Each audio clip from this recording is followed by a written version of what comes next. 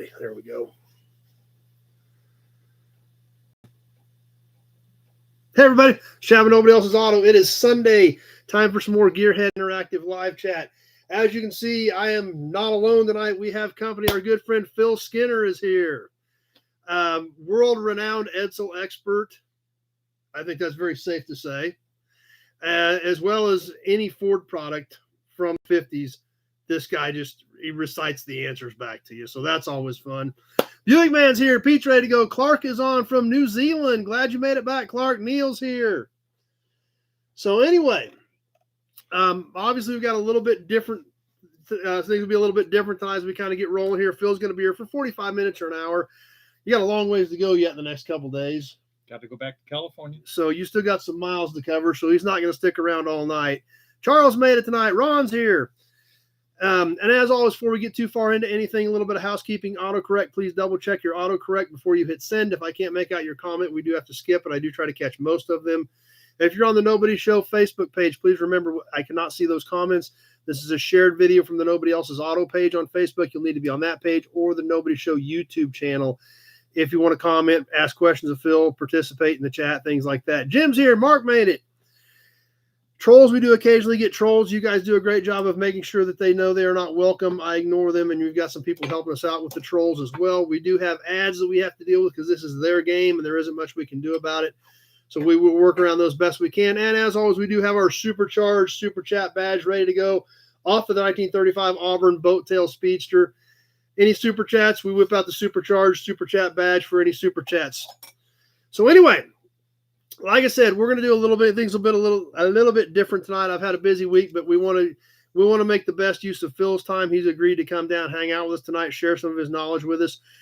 Sales brochures. We've got some amazing stuff on sales brochures that Phil is going to fill us in on that I didn't even know about, but it goes along with a lot of the stuff that we've been talking about on sales brochures. So I can't wait to get into that as well. And Steve made it. Dad's here with us. So looks like we're live and ready to go on all formats. If you've got questions, obviously throw them up there. We'll see if we can get to them. If it's an Edsel question, we've got the guy here to answer it. Phil, thanks for spending some time with us tonight. Thanks for buying me dinner. Actually, that was Dad. So okay. But obviously, you've been in Auburn, Indiana, worldwide. Right. We're preparing a sale in conjunction with Rempert Auction School of Auctioneering. And they're doing a sale December 15th. We had some charity items. We're going to be doing a charity auction with a lot of automotive goodies thrown in, all at no reserve. So it'll be a fun little sale. That'll be December 15th. And it'll be live at Proxy Bid. Or if you want to come out to Auburn, Indiana, let me know and we'll arrange you to have a seat. Yeah, that'd be fun. I may even slip them a drink tip. If you let me know you're with us. Okay, if you let them know you're a nobody. Yeah, travel to Auburn, Indiana, get a free drink. There you go. So what else have you been up to? Anything interesting or new in your world? It's been probably a year or two since you had time to stop by and hang out with us. So well, I was still very active with the Edsel Group. Yeah. Still active with Worldwide Auctioneers in Auburn, Indiana. And we just bought a house in Auburn. And if the government shutdown ever opens up, I'll be able to get title to it and move in. Because you're working for Worldwide Auctions because you're retired, right? I am retired. Yeah. Retired from Kelly Blue Book. 9 years. And now they keep paying me money to stay away. So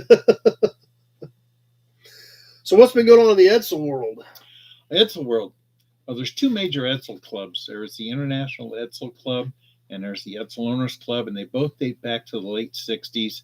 Back then, there was a little personality issues between founders, and so the two clubs have always managed to survive. Today, everybody seems to get along very well with everybody else. It's just that, one club kind of is predominantly East Coast, the other one bounces all over. And so we're preparing for 2026. The International Edsel Club will be having its annual rally in Portage, Wisconsin. That will be in July, mid to late July. And then the weekend after Labor Day, the Edsel Owners Club, we're meeting someplace. I forgot where. Well, it's a good thing it's a year away. I'm old. Yeah, but this year they just met up the road in Olathe, Kansas. Oh, okay. And did a little side trip up to Kansas City. And you're heavily involved with both groups, right? Former president of the Edsel Owners Club, and I'm very active with the International Club.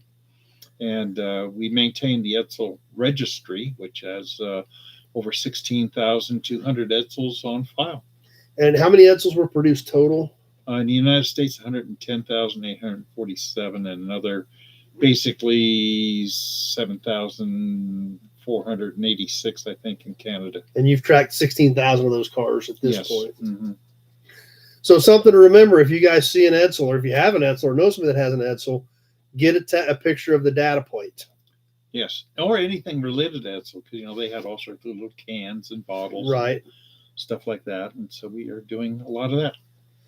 So as far as the database, though, are you still maintaining the database? I do maintain the database. So I do have a helper who lives up in Idaho, and he is, in case California ever falls off into the ocean, we have a backup in Idaho. Okay. Well, that's good to know. Yes, day after day, more people moved to Idaho. Anyway, it's an old song before you were born. Okay. All right. Who else has jumped on? Nate's here with us. Mike's swinging by.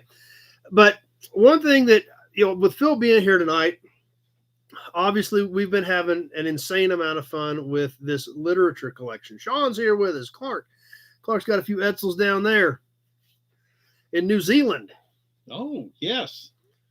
Yeah. So, are you familiar? You have club members in New Zealand? We have one guy, his name's Paul Jocelyn. I think he lives in Christchurch. And I know we have 2 or 3 other Edsel collectors in New Zealand. Okay. They were not imported to New Zealand factory. There were none down there, so all have come in as collector cars. Oh, okay. And New Zealand is a little more lax on left-hand drive vehicles than Australia is. And Australia, you're finding some Edsels in Australia. But we do have one gentleman who has a 59 Ranger that is right-hand drive. Oh, really? Was it factory? No, it was done. Somebody built it. A guy had a 59 Ranger shipped down to Australia, and he used 59 Ford right-hand drive parts to complete the conversion. Christine, new membership with Christine. Thanks for joining the membership group. Appreciate that. Balin Wire, Tony swinging by. So obviously, Phil being here tonight, we've been doing a lot of fun with these sales brochures. So I got some Edsel stuff out. So we're going to spend some time with that and utilize the time we have with Phil before we get into some of our other normal stuff like we usually do. Totally VW is here. So I got out some Edsel stuff, and Phil's like, hey, this is cool. And he started pointing out some stuff in the Edsel stuff that we're going to share with you. Then he asked about some other Ford brochures of that era. So we went and got some of that stuff out. So guys, we have some absolutely crazy knowledge that we're going to share with you. And a lot of this pertains to what we've been talking about in all these brochures. Scott here with us on Facebook.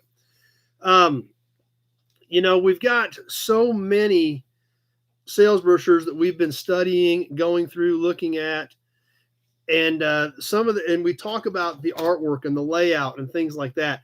And Phil started throwing some knowledge out about some of the stuff in the Ford brochures from this era that would just blew my mind. I was like, you guys are going to eat this up. So we got the Edsel stuff out, and then Phil asked about this Ford stuff, and he's like, there's different variations of it. So we went over, we got the Ford box out for that era, and we had every variation of it, right? All four. There's 4 variations of this brochure. All 4 of them are in there, and the differences in them, guys, is absolutely crazy. I mean, like major differences, like cars like appeared and disappeared. Yes. I mean, it wasn't like and then reappeared again. It wasn't like this brochure had a blue one, this brochure had a red one. It was like this car was here, then it wasn't here in the next brochure. That type of crazy stuff. So let's get into some of that. If you guys have any questions, throw them up there, and let's have some fun with this stuff because it was crazy fun. Kevin's here with us. Randy made it. So let's start off with the Edsel stuff because Phil's the Edsel guy here. So, and Phil has one of the rarest Edsels ever made. It's not. Yeah, I guess so. Yeah, I do. Well, they made 200 of them. 216. 216. So that's a pretty rare Edsel. A very desirable Edsel, the 1960 station wagon. Yes. And yours is a 6-passenger. Yes. And I don't want to really promote somebody else, but there is a gentleman by the name of Charles Phoenix. he does a little YouTube thing himself, and he calls it Joyride. Yeah, I've seen that. And he did do an episode. So if you're really interested in doing it, after this show's over, go do a search for Charles Phoenix 1960 Edsel, and you'll see the video he did of driving my wagon. So, and I did see that. It was pretty neat. Yeah. So the 1960 Edsel, obviously the last year, and how many? 60 Edsel was very low production. They only made it for how long? The cars were produced only for a couple of months. They went on sale on October 31st, which is Halloween Day Of 1959. And on November 19th. I'm sorry, I take that back. They went on sale October 15th, 1959. And on October 19th, 1 month, 4 days later, Ford said, pull the plug. There were 16 Edsels on the assembly line when they said, pull the plug. Those cars actually came off the line the next day on the 20th November. And those were the last 16 Edsels. And the last car off the line was a 9-passenger station wagon, villager wagon. So, if we got Edsel questions, is this not the guy or what? It was Sahara beige with a Alaskan gold roof, and it had a 292. It was 9-passenger. That was kind of neat. That's right. Tractor Mike does have the front of a 60 Edsel in his shop. Oh, he does. Remember that one we got it at Meekum a few years ago? I said they made like a bar out of it. Yeah, he still got that in his shop. Oh, neat piece. So, and they made, you said what, 2,800 of them? 2,846 were produced at the assembly plant in Louisville. In basically just a little over a month's time. Well, yeah, they went into production second week of September, 1959, and like I say, they went out. So produced them for about 60 days then. Yeah, about that. Mm-hmm. So since 60 is such a narrow window, and believe it or not, of course, this brochure collection has crazy stuff. We've got the 1960 Edsel, the new nifty thrifty 60 Edsel brochure. And Phil's going to walk us through some of this and point out some things that is just crazy. Just seen a 9-passenger Villager at the Evansville Shindig this past weekend. Oh, what color was it? Maybe I'll come back and tell us. Randy, if you can tell us what color it was. So let's, like I said, some of the stuff in here that Phil's going to point out, and we talk a lot about the artwork in these, and Phil is going to point out some things that the artwork, I don't want to say corrected, but they changed. They did some last minute changes. So Christine has a 58 Corsair. Ooh. It was a tan one and a Ranchero version. Okay. Now the Ranchero was a Ford, and that somebody has added the Edsel parts to it because Edsel never produced a Ranchero. They didn't produce any trucks. They didn't produce any sedan deliveries, but all the parts that from a Edsel wagon will bolt right on, and that's how come there's so many of them out there. Like that. They're an easy fix. Tailgate and everything. Everything. It's In fact, the 58 Edsel station wagon body, if you take everything off of it, the body looks like a 57 Ford wagon. The taillight lenses and everything. So it's immediately you recognize it. One of my reasons I like it. Well, let's let Phil explain some things about it in this 1960 Edsel brochure, about the cars, about some things that happened. What's really neat, if you look there, you see this camera is over here on Facebook. Oh, so that's why there's two cameras. Oh, okay. So. Anyways, you can see the Edsel. This was their prestige piece for 1959 or 1960. 59, they had big pieces. They knew they were going to get rid of the Edsel, so it didn't put a whole lot into it. So this is it. There is another piece that he has here, which is called the Quick Facts book. And it was the cheaper version because it wasn't in color. And there was a little bitty one about that big, and it says 70 reasons you should buy an Edsel for 60, even though you couldn't find one because very few dealers even got them. But as you can see, the cars were neat. This is a 4-door hardtop here. It is, they only made, here we go. Okay. They only made about 135 of those. And 31 of those had the deluxe interiors, which makes that really kind of the rarest Edsel.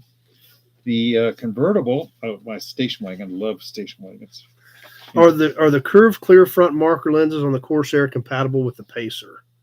Yes. There are okay. On 58. On yes. 58. If that's a 58, Sean, then that would be a yes. Yes.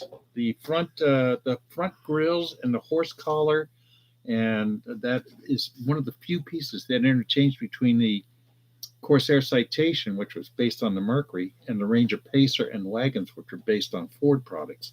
There's only about 10 or 12 parts that interchange between those two series. Otherwise, the cars are totally different, including the taillights are different. Are the dashes the same? No, they're not. Different. So they look kind of the similar. They look similar. The instrument cluster will interchange, but the dashboard itself is a totally so the cluster out of the dash is the same. Yeah, but the rest of the dash is different. The sheet metal is all stamped differently. Anyway, they love station wagons. But what happened is, in 1959, Edsel had a Ranger and a Corsair series, and the Ranger had a two-door sedan, four-door sedan, two-door hardtop, four-door hardtop. Corsair had a four-door sedan, two-door hardtop, four-door hardtop, and the convertible. Originally, they were going to have that as the 1960 Edsel Corsair. Relatively last minute, I heard like in the beginning of July of 1959, they said scrap the Corsair. Part of the problem they had is they had already ordered a lot of interior sets for these Corsairs. They said, what are we going to do with this extra? So they ordered a fancy interior for the Corsair top of the line. So they created this stuff, and I don't know if you can see it here, but they had the champagne cloth, and that was the fancy cloth. And they also had here, this was known as pebble cloth. That was in the Ranger series. So this is the deluxe trim, and this was your standard trim. And it cost, I don't know, like $22 more. Well, originally the Corsair was going to have different side trim, and it was going to be a piece of metal that would go along the side here. Do we have the picture of the regular car on the side shot? Yeah, here we go. Yeah, right there. So here's the side shot. That's the Ranger. And originally the Corsair would have had a chrome trim come along here and an anodized metal filler. Oops, here we go. And so there would have been two moldings that went along here. Right. So there'd been an upper, a lower, and then an insert. Right. Because it was going to be a premium car, so it had fancier trim. Right. And it did away with that at the last minute. So we're sitting there going, well, okay, they're getting ready to go to print for the catalog, and they say, well, we're eliminating the Corsair. So they went to the people, and they'd already done up the artwork for the Corsair. Here's the convertible, which would have been a Corsair model. And if you look really close, see the letters Edsel up here on the, if you can see them. I don't know if it's. Yeah, I can hold that if you want. Okay. Yeah. If we see where the Edsel letters are at in relation to the bumper over here. Right. Now go to the cover picture, Ted, and you can see the Edsel, word Edsel. I think we got a better picture in here. Oh, okay. I think maybe in the middle we had that broadside shot of that four-door hardtop. That's more towards the front. Well, that one shows it. Yeah. So here we can look at the Edsel letters. And you can see that they're in line with the top of the bumper. The top trim of that bumper goes right across there. Well, with the Corsair, those letters would have had to go up about another 2 inches on the quarter panel. And what they did is they came back and they painted out the trim.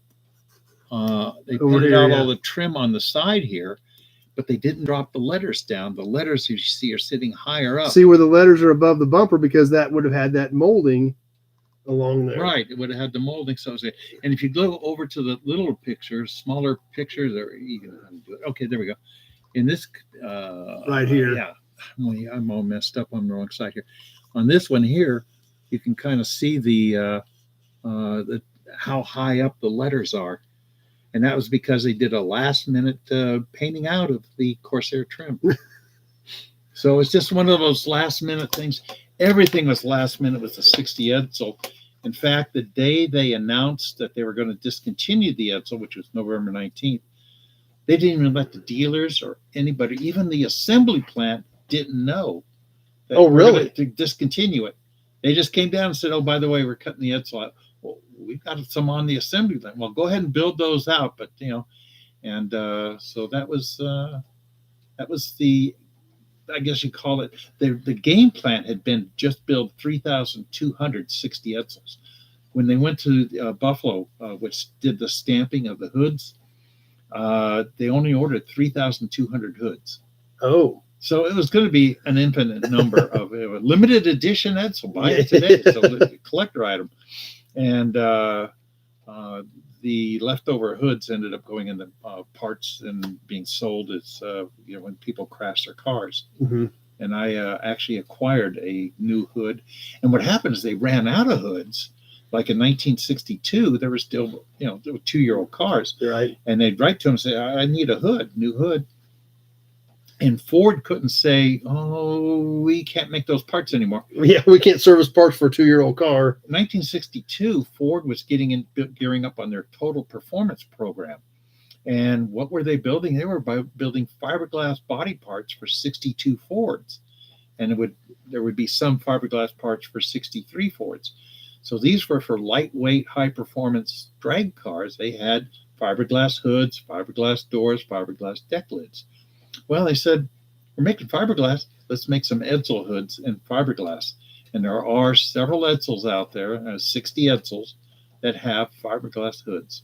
Really? Yeah, we call those the lightweight editions. Now, who knew that? Has anybody on here ever heard that story before? Because I've never heard it. In fact, years ago, I found a 60 Edsel in Seal Beach, California, and it was a rust bucket. The car, that thing was like the paint was holding it together. And the car was total toast except the hood. And the hood was perfect fiberglass. So did you get it? Yes. So you've got an extra fiberglass hood then. We sold that. Okay.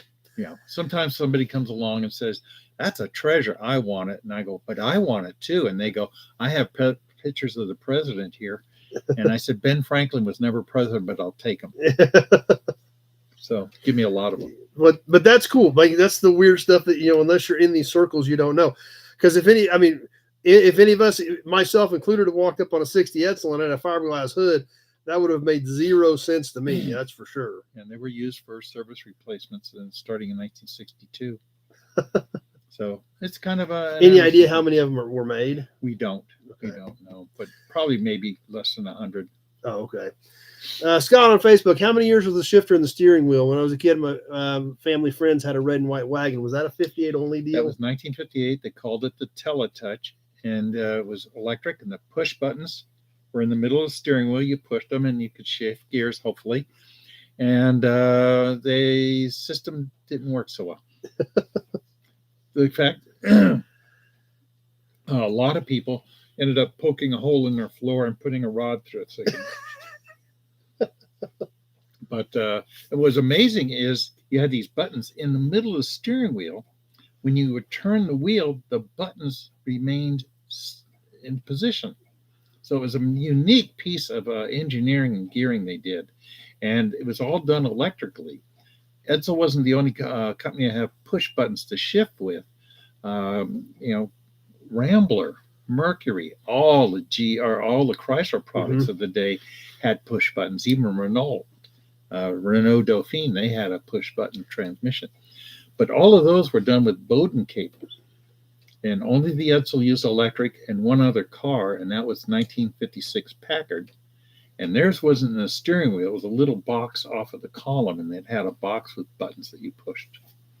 Okay. So there again, more knowledge. Worthless knowledge.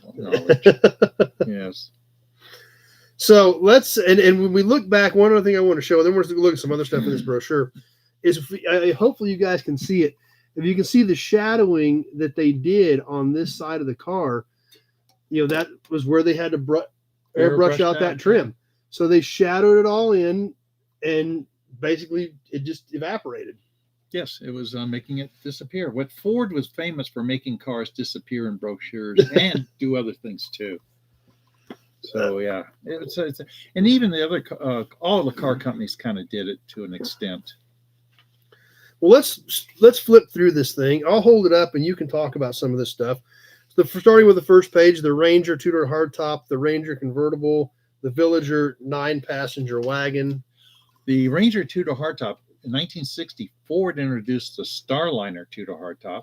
Actually, the front cover I think is a better shot of it, and it's beautiful. That with the turquoise metallic there, and the Starliner was very similar. And we have, because all the 60 Edsels were built at the Louisville assembly plant where they were building 60 Fords. We have found some 60 Edsels, and the Ford one had, here we go, had on the back C-pillar here, had little stars on them. Right, I remember on the that. Ford. Yeah. Well, we have found a couple of Edsels that had the stars on it. Oh, really? Put on at the factory by accident. It was kind of like, oh, put holes in them. Well, okay, put the parts on there. We'll stick them on. And so we found several 60 Edsel Tudor hardtops with the Starliner. That's there again. Worthless trivia.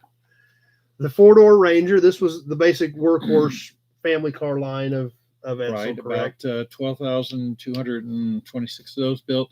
And they came with the standard or deluxe interior, and that was the most popular model in all 3 years. Always a 4-door sedan, was because it was the family car. Yeah. And neat piece. Chai Savage is here. The Ranger 2-door sedan. This would have been more the economy-based car. That was a baseline car. They made exactly 777 of those. So a good chunk of the 60 Edsels are these then. Yes, the sedans, and then 777, perfect numbers. In 1959, they made a Ranger 2-door sedan, 7,778. So this is about 1/10 of what the 59 production was. And originally, the Corsair was not going to have a deluxe trim, but they decided to put the deluxe trim, make it available in the 2-door sedans, and a number of cars were ordered with that. Really? And we really don't know the number, but we think it's about 90 were done with that trim in it. Which would be odd on being a more of a base model car, the 2-door sedan. Right, right. And this is a sharp car. Of course, I like 4-door hardtops anyway. Right. And again, this is a beautiful car in two-tone turquoise with the light turquoise roof. And again, only 135 of these were built. It was a unique body style because the roof line was shared with the Ford Fairlane. Okay. And Fairlane did not have a 4-door hardtop in 1960. Really? So, yeah. So its body was kind of unique to the Edsel. However, there's only one part on the car that's really, really unique, and that is the trim on the C-pillar. Oh, yeah. I noticed that right away as soon as I flipped to this page. That is the only piece of trim that would be unique to the 4-door hardtop.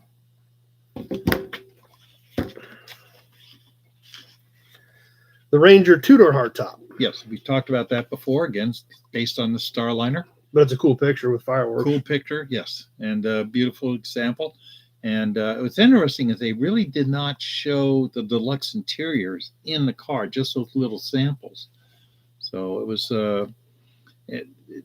they were so limiting the production.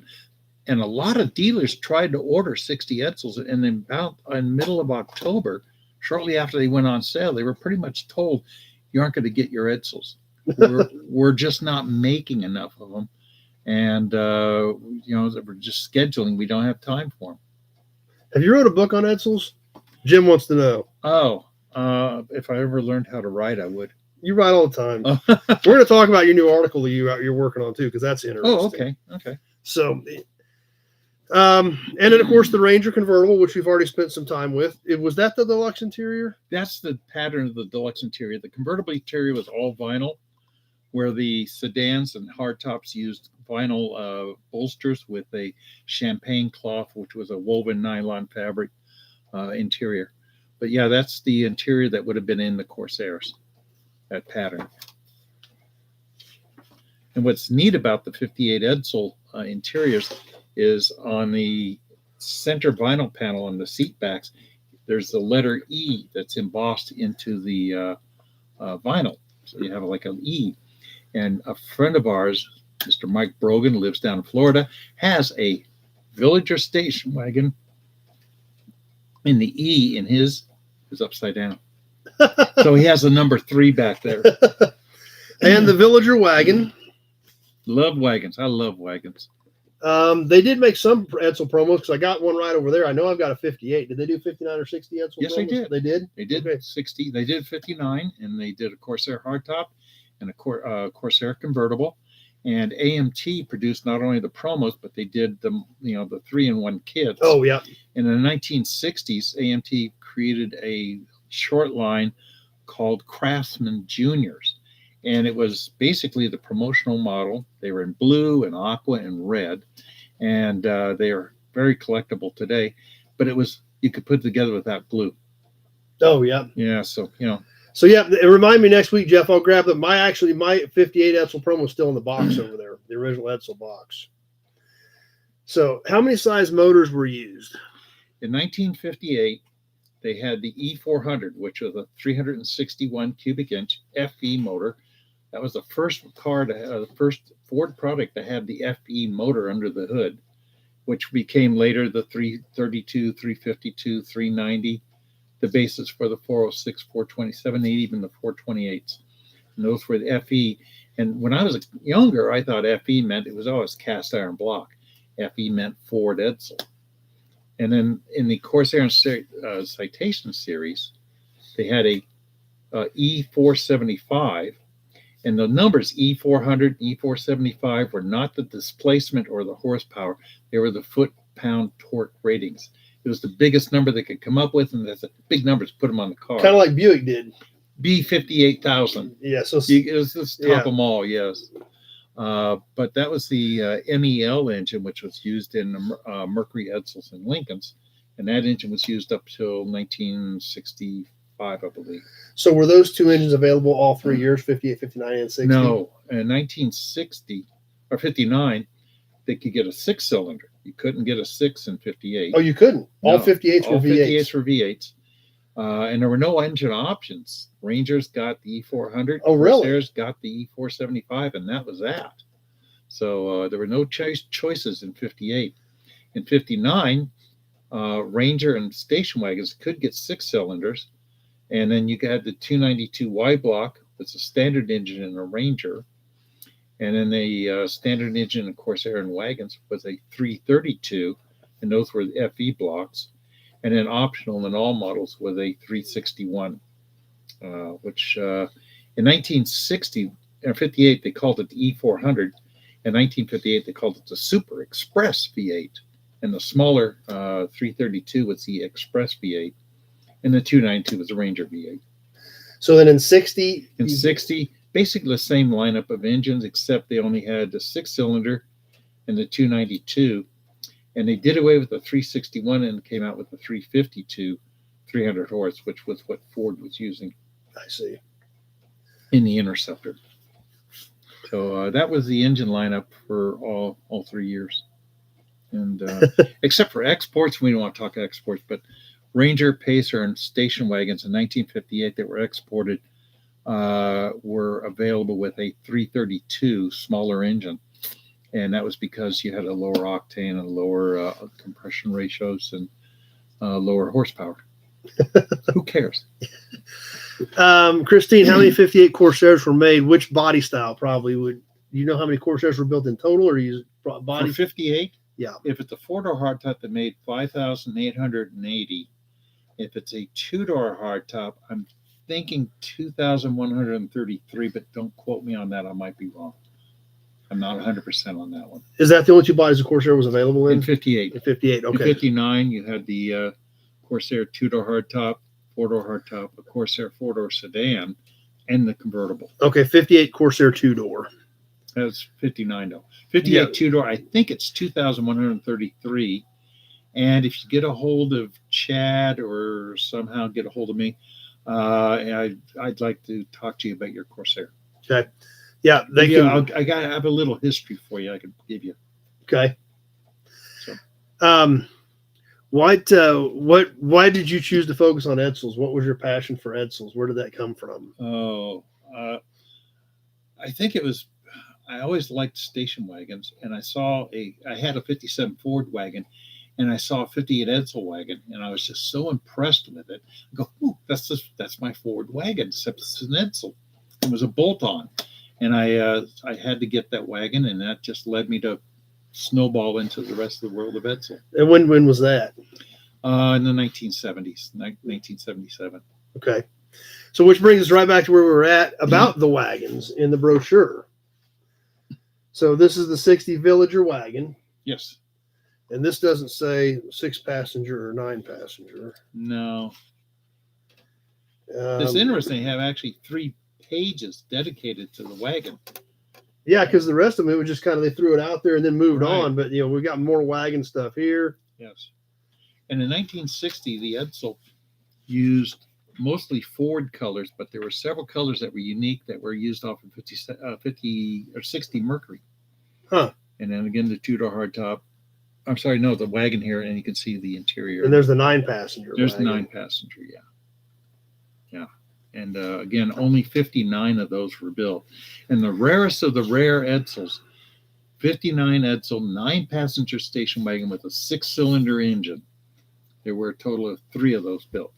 So there, something to keep your eyes out for. If you see 3 rows of seats and a 6-cylinder, you got something. You got the rarest of the rare. and the thing is that you say, oh, after all these years, Edsel would have been all found.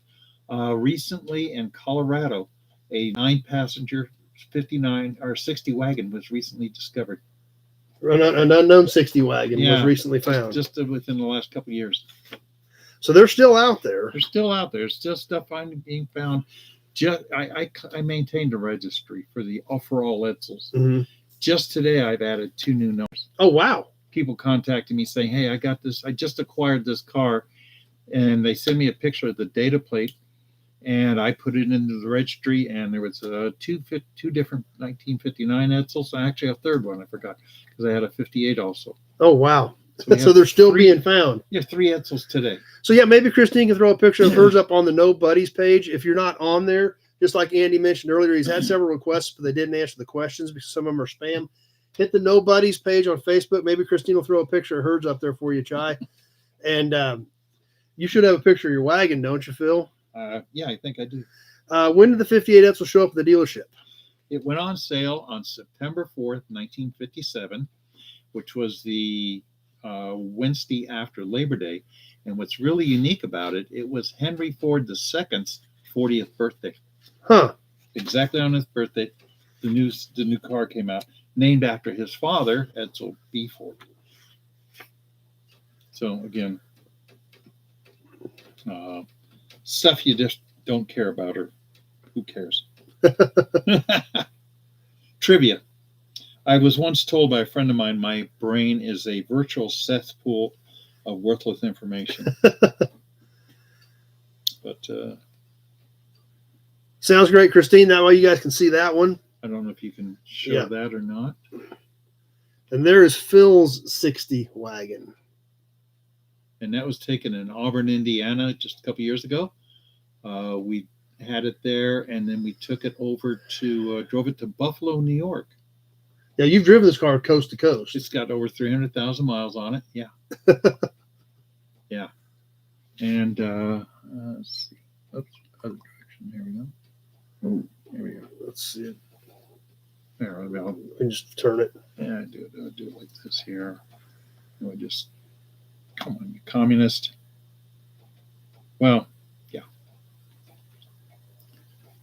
Technology. There we go. That's the rear view of it. And you can see, if you know 60 Fords, you can see the heritage of 60 Ford in that rear end, where you can see where the taillight would have been on the Ford, and the Edsels were just kind of clomped onto it. So it's kind of neat. And 58 Edsels.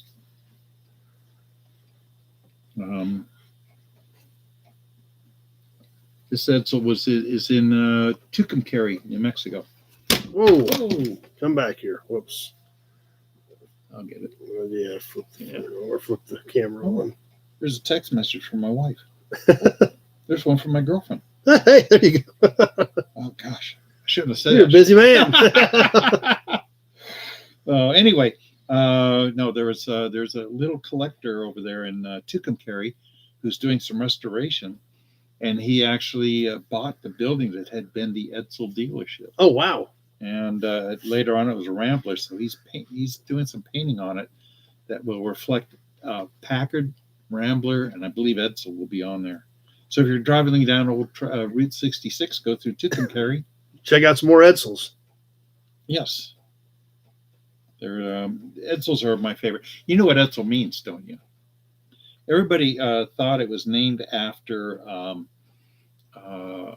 Henry Ford's son, right, or Henry Ford's son.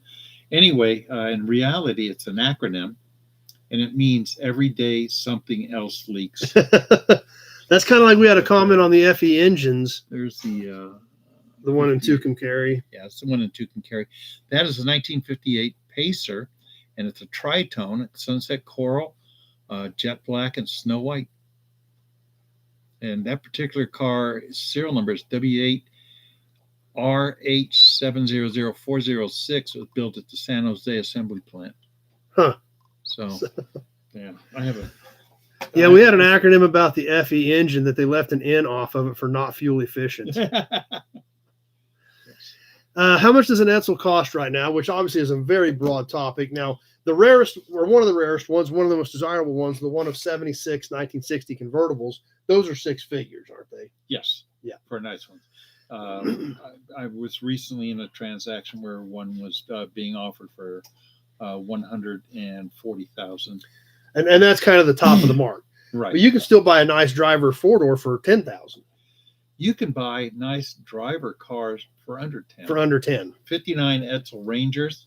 There's a lot of them. What happened is the Edsel started to become collectible in 1968. Well, they were 10-year-old cars.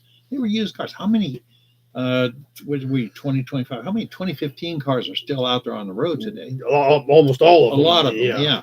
And the same thing, you had a lot of 10-year-old Edsels out there. And there was a chap, one of the founders of the Edsel Club named Perry Piper, and he got on one of these late-night talk shows with a guy named Tom Snyder on NBC. And it was late night, but he's sitting there going, yep, I got this, the Edsel here. It's a collector car, you know. Innovations on this car went to the moon. He was very... he sold it pretty well? He sold it well. The man could sell air conditioners to Eskimos in the middle of January. Anyway, well, people heard that and they go, ooh, Edsel's collectible. Don't we? Yeah, Uncle Ned has his old Edsel. All of a sudden, every Edsel became priceless. And everybody kept on to them. Well, as a result, now, 50, 60 years later, there's still a lot of Edsels that have been saved and are still around. And in 1959, they made 1,343 59 Edsel convertibles. Okay. Today, we have accounted for almost 400 of those. They made 44,000 1959 Ford convertibles. They made 44,000 59 Edsels of all models. They only made 1,300 convertibles. And today we have about 400 of those accounted for. I would challenge you to find 1/4 of that many 59 Ford convertibles. Find me 100 59 Ford convertibles left in the world. Because they were Fords. Who cared about them? But the Edsels got kept, even though they made so few of them. Right. So if somebody comes up to you and says, yeah, 59 Edsel convertible, that's rare. Find me a 59 Ford convertible. Now, they do have the retractables. Right. Because like the Edsel, they were early on discovered to be a collector item. So everybody all got saved. They got saved. But you're right. A regular 59 convertible, you just don't see that. I mean, when's the last time you saw a 59 Ford or a 59, 58, 57 Ford retractable in a wrecking yard? I've got one. Yeah, I know. I've got a 58. So yeah. But you know, you're right. You see a lot of those. Yes, because they were in the retractable club was founded in 1967, 68, about the same time as the Edsel. 10-year-old cars. So they were 10-year-old cars. They were retracted. They lasted longer than an Edsel because you had a column shift transmission and it held up pretty well. So it's a fun things in the wonderful world of Ford products. But you're right though, that all makes sense. You know, and now there's lots of them out there. There are a lot of them out there, and they do command good money. You get a 57 retractable with a supercharged engine. They make 12 of them. You get those out there, and you're talking high six figures. Yeah. You know, probably almost 200,000. Yeah. So they're extremely rare and valuable and pretty, and they're fun to watch the roof go up and down. Yeah. When they work. It's more fun as watching the owner start cussing them out when they break. Well, that solenoid pack's like this long in there. I mean, on the back of those retractables, it's huge. Mommy, that man's using words I heard you told me never to say. Yeah, because the top's stuck there cattywampus and won't go anywhere. Yes. So anyway, on our 60, we've got our color charts next. Mm-hmm. Now, the Cadet Blue would be your wagon, correct? That's right. That is right. Cadet Blue. On a 60 Ford, it was known as Belmont Blue. So the same exact color, just a different name.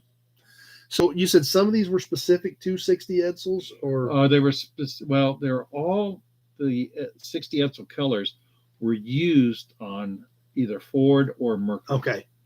And like they have a color called Sahara Beige.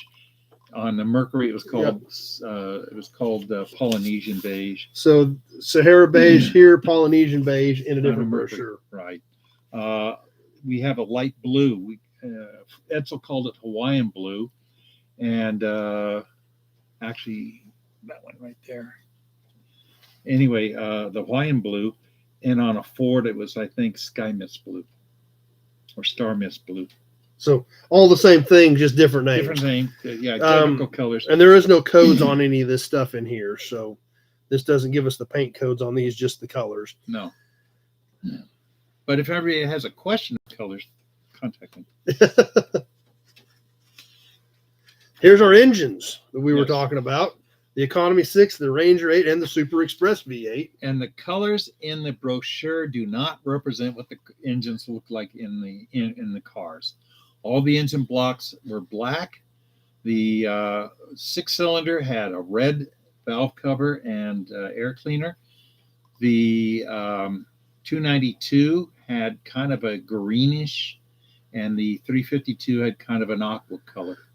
So they were all different colors, but all engine blacks. But in the brochure, they look pretty. And unfortunately, some people have looked at the brochure and said, "Oh, here's what we're going to paint the car," and they paint it.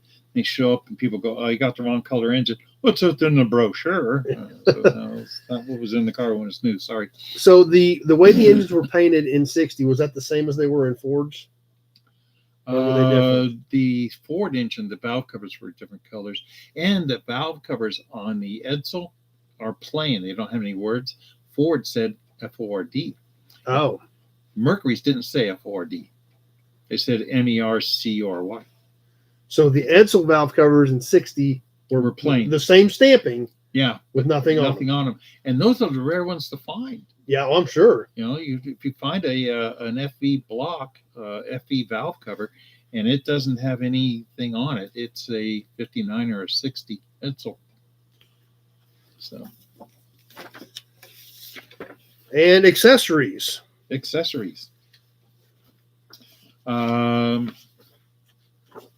Yeah, it had all the standard radio heater, power windows, power steering, power brakes, power seat. And that was it. There were some other few little doodads on it, but again, the Edsel was on its way out. They didn't put a whole lot into it. There was sometimes you'll find a 60 Edsel, it'll have a vacuum ashtray in it.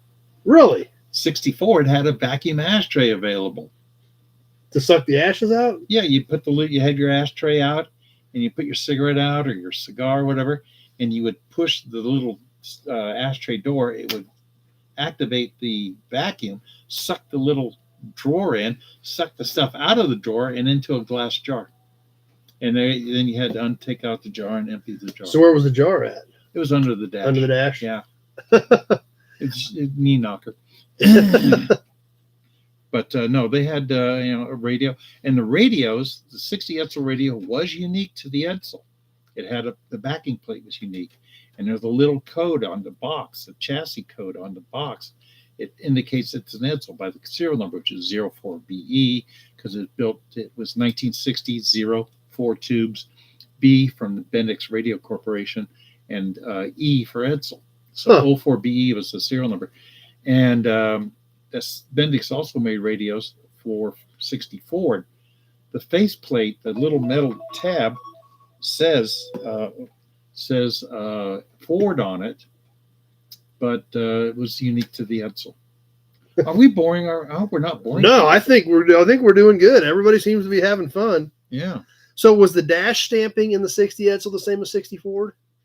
Actually, I mean this piece here, like the the dash, instrument cluster, the structure itself, the metal structure. The metal structure is identical. Okay. It was used on 60 Edsel, 60 Ford, 61 Ford, 62 Ford. Oh, really? And 61 Mercury and 62 Mercury. Oh, wow. And Meteors in Canada. So they got the goodie out of that stamping. What's really unique is if we have a picture of the instrument cluster. I don't remember if there was or not. Yeah, there's kind of one here. Okay. If you look at the instrument cluster, it's a pretty nice cluster. They contracted with a company called King Sealy. King Sealy actually did the instrument clusters. Well, they only made a few of these 60 Edsels. And if you know what a 61 Ford looks like, it's the same cluster, except where it says Edsel, which is kind of hidden by the steering wheel. On the Ford, it has a Ford Keystone logo. And on the 1961 Mercury, they used it also. And there's a little Mercury head in there. And in Canada, the 1961 Meteor has a little maple leaf there. So they recycled that 60 Edsel piece quite a bit. Looks Tractor Mike just threw his nose up on the No Buddies page. So let's hit that real quick. Yep, there's the nose we brought home from Meekum. Yeah. Yeah. That's a neat piece. So, yep, check that out on the No Buddies page. And there's one more page in here in the 60 brochure real quick. What was this, engineering? Yes. This building, if you want to show the building there, that building still exists. If you're ever in Detroit, Dearborn on Interstate 94, and you pass Oakwood Boulevard, and if you look to the north, you'll see that building. But there's another extension going that direction. There's another extension that kind of looks like the other half that's been added to the building that was added around 1962. But the building was previous to being the Edsel division. It was the Continental Division headquarters. Oh, really? When Continental, the Mark II, which was separate from Lincoln. Right. So, yeah, that was kind of neat. So, do you have time to get into these 58 brochures, or do you? Yeah, let's go ahead and do it. We'll just do it for a few months because I'm sure these people have oil cans and things that you're going to offer them to buy. Well, I don't want to keep you tied up. I know you need to get some rest because you got to hit the road in the morning. We're going to hit the road. We got to wait to do. And I have some. I'm doing some photo editing right now for an article I'm doing. Yeah, tell them about your article too. Okay, we're preparing an article for Old Cars News, Old Cars Weekly, formerly, on the presidential Lincolns that were used from 1939 up into the 1970s, and we have gotten quite a bit of original data and information. So we're doing kind of an expose on the presidential Lincolns that should come out in print sometime early part of 2026. So, and that's, I mean, that includes the Kennedy car. That'll be including the Kennedy X100, a couple of the deviations that came off of it, as well as the 70, I think it was a 71 special Lincoln that was used up until Reagan, and when Reagan was shot, it was the car they used for that. And those cars, if you again go to Dearborn, the Henry Ford Museum, there are 4 presidential Lincolns there. The Kennedy, I should say, the Reagan car is there. After Kennedy was assassinated in his open pass parade car, Johnson had it sent back to S. and Eisenhart, and they enclosed it, made it an enclosed limousine. And that car was in service up into the mid to late 70s. Oh, wow. Carter. It was used up till Carter. Oh, wow. Coming in. So, and then it was retained by Ford Motor Company. And there were several interesting things about that car that you were telling me just quickly about, like the hubcaps and weird things like that. When the car was first delivered, the X100, it was fitted with wheel covers from the Continental Mark II. And those are very expensive wheel covers, even back then. And whenever they would take the car out, they'd lose wheel covers, and people would find them. And I got a presidential. Well, those wheel covers, like I say, are very expensive today. They're $1,500 for a really nice wheel cover, $6,000 for a set. So they're high dollar items, and because they have little vanes in them, and each vane is put on with 2 little nuts. It's a pretty complex little piece. Our friend over in Emporia, who's the Robert, yeah. I think he has one in his collection. But so what happened is in late 1961, JFK liked the car, but he said, I got a bunch of changes I'd like to do. So he sent the car back to Eisenhower. He took off the 61 Continental grill and put a 62 grill on it. And then they did a number of modifications to the interior. But what it also did is they took the Continental wheel covers off and put 1956 Lincoln Premier wheel covers on there. And the reason they used 56 Lincoln in 1960, this would have been in 1964 early, is Lincoln was still using 14-inch wheels. The parade car was on 15-inch wheels, and the only Lincoln 15-inch wheel covers they get were the Lincoln Premier. And that's what the car had until it went back to get Johnson. When Johnson had it reconfigured into an enclosed car, they put updated wheel covers on it. So they went back, even in the early 60s, they went back to the 56 wheel cover. Right. So there would be a lot of pictures of that car with 56 wheel covers on them, though that is correct. That's correct. Yes. So yeah, and and 56 was a fun year because in 1963, 64, Ford was in total performance mode, and if you ordered a Galaxy and you got full wheel covers on your car, what they did is they recycled the 56 Mercury. I think it's 56 Mercury. Correct me if I'm wrong. 56 Mercury wheel cover, and they put a spinner over the Mercury head. Yeah. And that was the high performance version. I think I've seen that. Yeah. Yeah, you may have one in your vast collection out there. And real quick, before we get into these 58 Ford brochures, just for Christine, I know you said you're not on Facebook, but you might need to get on there. What are your Edsel groups on Facebook that you're involved with? And there's tons and tons of Edsel knowledge. Just put it Edsel. The most active one I'm with is called Edsel Restoration and Preservation, and that group concentrates on keeping the Edsels 100% factory. If you want to convert it to disc brakes, we don't do that. We tell you how to rebuild your brakes because they work just fine.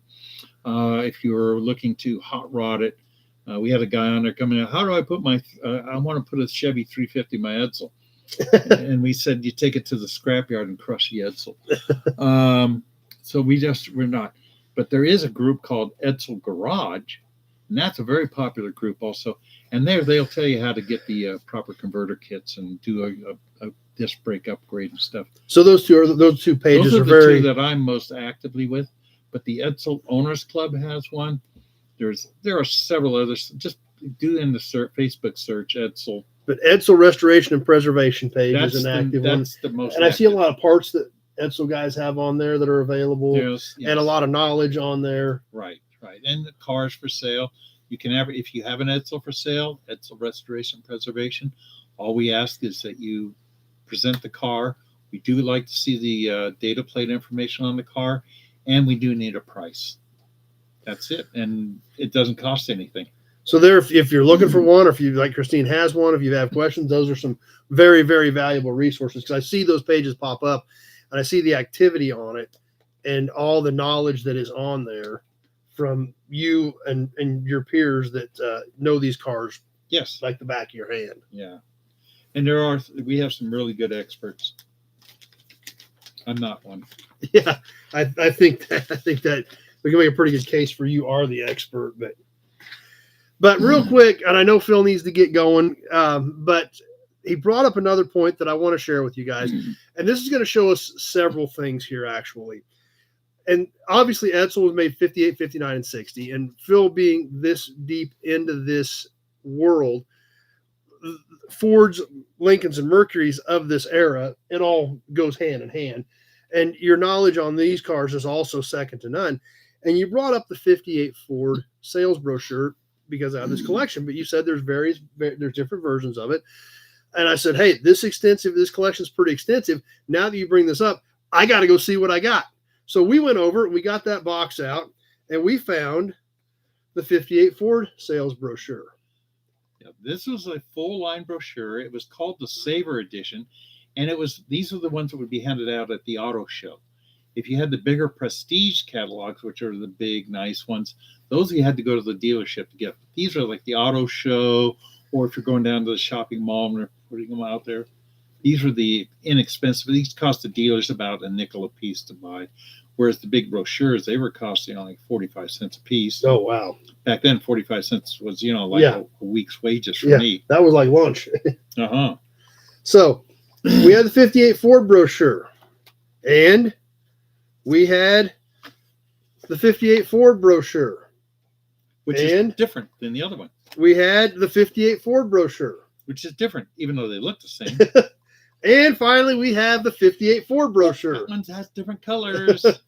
And yes, these are all different. And Phil's just like, this date, what are these, Phil?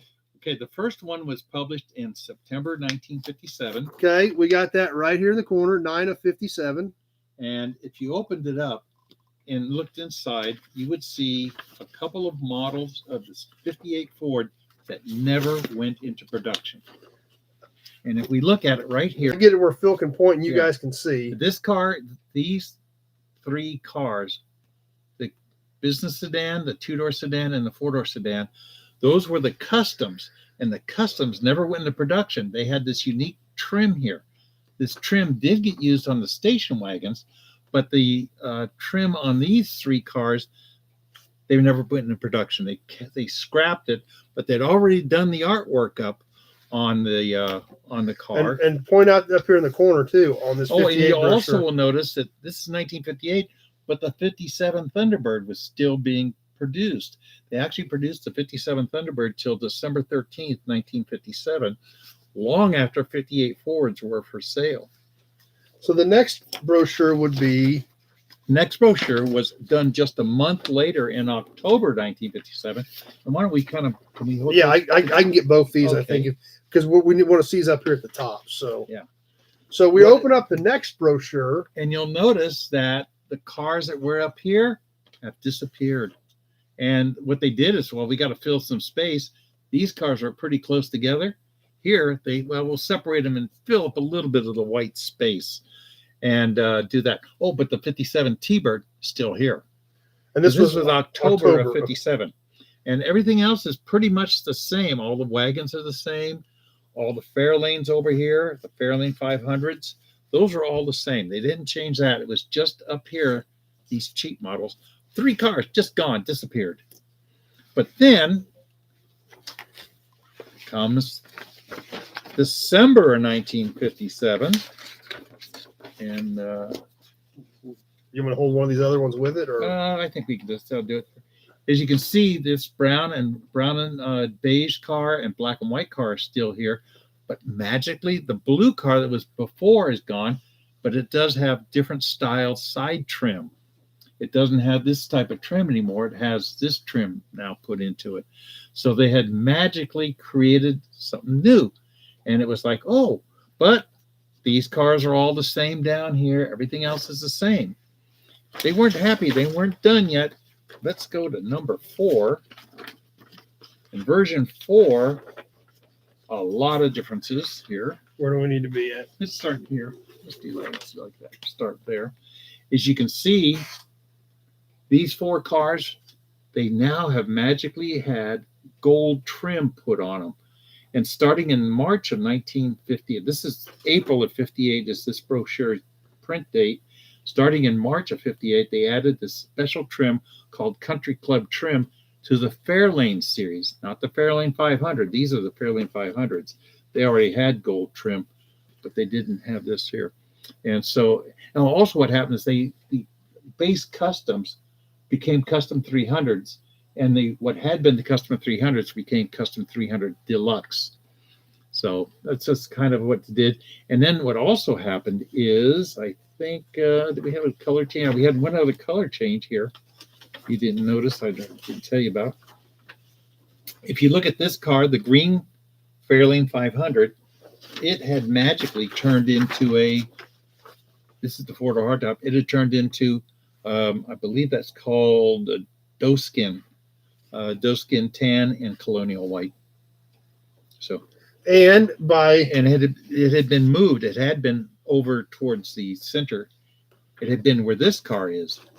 So they did some changing down here, a little bit changing down here versus what's over here. So they did change this. It was kind of neat. And there's actually what I didn't go into detail is there is text differences too. Okay. Now, here by April of 58, we also see something else up in the corner that changed. The 57 T-Bird is gone, and the 58 hardtop only is there. Never did they get around to putting in the 58 Thunderbird convertible, which came out later in the year, and just never got around to it. So as a lot of people think, oh, they never made a 58 Thunderbird convertible. They did, but it was late production. So that's kind of the history, and this is probably the most unique piece I've seen in advertising. But if you look at like 57 Chevrolets, there is the early 57 Chevrolet brochure has a 210 model that was never made. Oh, really? The trim and difference and stuff, the paint style stuff was unique and never went into production. So all the car dealers, all the car makers had little changes that went on throughout the model year, and running changes, they call them. So I thought that was super interesting. I hope you guys enjoyed it as well. Okay, you've got to get approved. You've got to answer the questions on that Facebook page, Christine, and Andy will approve you. I don't know if Andy's still on. I don't have anything to do with that page. Andy and Zach manage that for us. So answer the questions, and they'll get you in, and then you can post on that page. I noticed you had a guy here, Matt, the farmer, and he was sitting there saying, this kind of reminds you when your dad started talking about John Deere tractors. Tractor people, they amaze me, because I'm a city boy. I don't know anything about tractors except, they're used on farms. And we at Worldwide Auctioneers at our headquarters, Cruz Plaza in Auburn, Indiana, we have a tractor show every year in March, and it's huge. Place is packed with tractors, and to watch these people sit there. Yeah, I got a John Deere. It's a 412 D4, and it's different than the D3 because you see the wheel here. This wheel's perfectly round. On the D4, they made it oblong so that when you were wanting to drill holes where you're going to plant stuff, it would go up and down and drill the holes deeper and make your corn go deeper. And I'm thinking, corn, I just wanted either popped or steamed. Is it creamed or on the cob? Yeah, exactly. And so, it's you get into any hobby. I was at Hershey one year, and I was watching a guy, and he had a 1923 Oldsmobile, and he said, oh, it's early production. How can you tell it's early production? Oh, well, you see these fenders, how that's curled here? The 22 Oldsmobile had them curled like that. The 23 later on, it was just kind of a flat finish there. I'm kind of going, yeah, you don't have a life, do you, sir? Neither do I. That's why I know so much about Edsel. But it's, like I say, if you really get into it, enthusiasm, I've seen it with toy collectors, Hot Wheels collectors. Oh, yeah. They're looking for little variations in everything. Yeah. And you've got to have them all. And so it's very hot. And I don't know how many Hot Wheels collectors do we have out here that, that probably started them in the world of automobiles. Oh, yeah. Like probably all of us. The devil's toys. Yeah. They kind of are. Never thought of them that way, but there's some truth to that. Yeah. So. Yes. Well, I want to thank you for letting me come and play today. Oh, I'm glad you were able to stop by. I know you need to get going, Phil. Yep, Tractor Mike is one of those John Deere guys. So yeah, yeah, and I say I love that his comment about his dad, and that's neat that And I bet you like tractors and that's something that, like I say, I just learned at Ford. I love Ford stuff. I could never figure out why a Ford was the 9N was the oldest, the 2N was next, and then the 8N. And it's what happened to Henry being able to count 1, 2, 3, 4? And then it finally dawned on me that, the 9N came out in 39, the 2N came out in 42, and the 8N came out in 48. Oh, now it's logical. Yeah, Bill, you're kind of right. Hot Wheels are gateway drugs. That's probably not a completely untrue statement. And Randy said Matchbox too, and I was more of a Matchbox kid. The Hot Wheels came out when I was about 17. And so I never got into them, but I was dating a girl and her little brother was really into the Hot Wheels stuff. I think he used to eat the tracks. Yeah, I know Tractor Mike doesn't like Ford tractors. I know that for sure. You're welcome, Pete. If any of you guys have questions about Edsels, if you get a hold of what's it? Oh yeah, Chad. Yeah, you get a hold of Chad, and he can help you get a hold of me. I am on Facebook. I'm at the Edsel Restoration Preservation Group. You can contact me through Facebook. Say, hey, I heard you on Nobody's show, and we're here. Well, Phil, I appreciate you spending some time with us. I know you got to go. I know you got need to get regrouped, and you got a lot of miles to cover. Got a lot of miles the next couple of days, but when we get a chance, we'll come back through here. Oh, it's great. I always love it when you can. It's always fun. I'm glad you guys enjoyed it, and it's fun just learn. Like I didn't know about these brochures. I have them all in there. These are all in the collection, all 4 variations of them. And you expect little changes, but when cars disappear and reappear and disappear and get changed, and like you would have never known it. No, would have never known. Thanks a lot. Thanks, Phil. I appreciate it. Right, I'm going to walk Phil out real quick, guys, and then we'll be back on. Yeah, go to the bathroom, get a drink.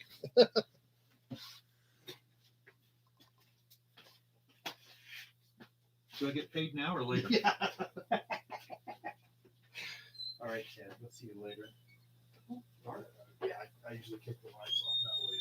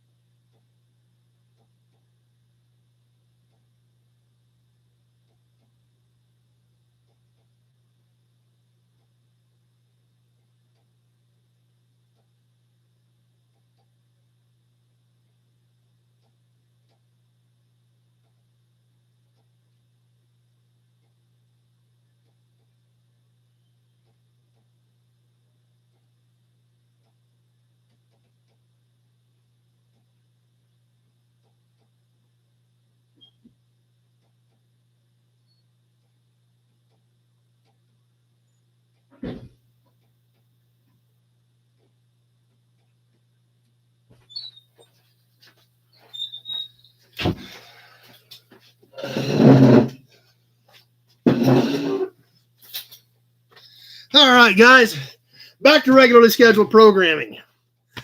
That's right, Mark. I think it is the auction time. Let's see what. Let me get caught up here for a second. Wake up's on. Wake camp's here. Okay.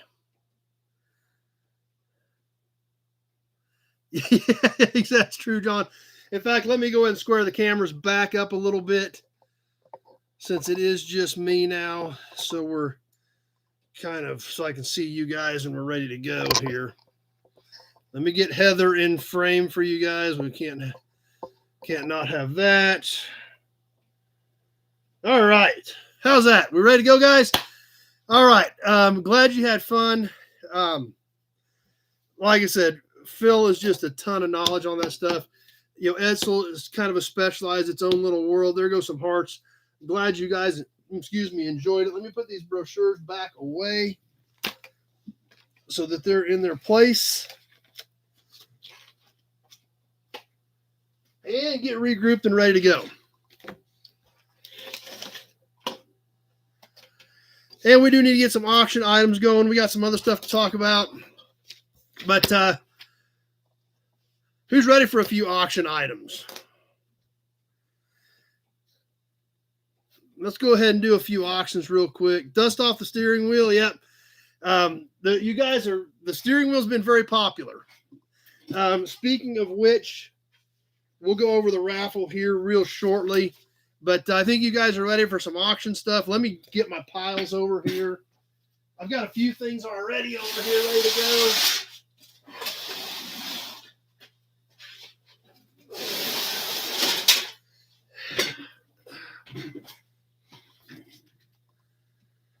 And, all right, let's do a couple auctions. I know you guys are waiting on that. Everything tonight, shipping will be included. As always, we'll go 90 seconds. So we'll squeeze a few flash auctions in maybe later as well.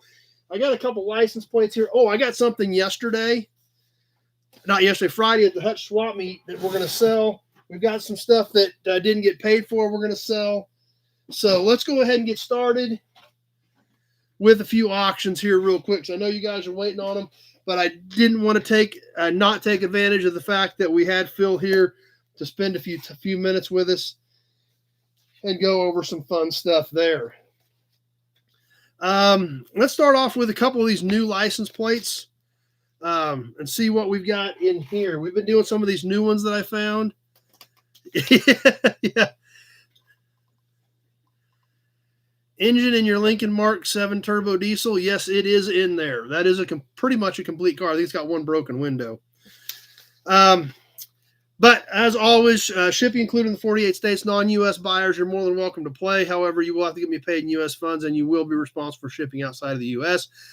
If you're not sure, you can pay PayPal, friends and family, check, money order, Western Union. If you've got questions about something, you can always call me later. Yes, Jeff, we've got a promo tonight. I've got a full schedule built. It just depends on how far we get based on that. But we will try to squeeze a promo in and a few other things yet tonight. Before it gets too late. So let's get a couple of auction items in. I know you guys are waiting on that. Another one of these brand new license plates. Let's see what it is.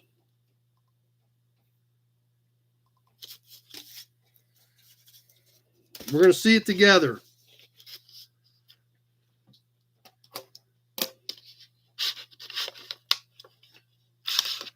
This one has the state of Kansas stamped in it. 1972 truck. Black and white. These blackout plates are getting popular again. Man, there's a tiny bit of surface rust around this edge. But 2644 truck. This is all stamped in it. You can see all this stamped in the plate. Wow. That thing is about as good as it gets. You can see the stamping lines in it. So, who's going to start us off on the first plate of the night? It is still in the original envelope. And let's get going on this plate. John starting us off at 20 on the 1972 truck.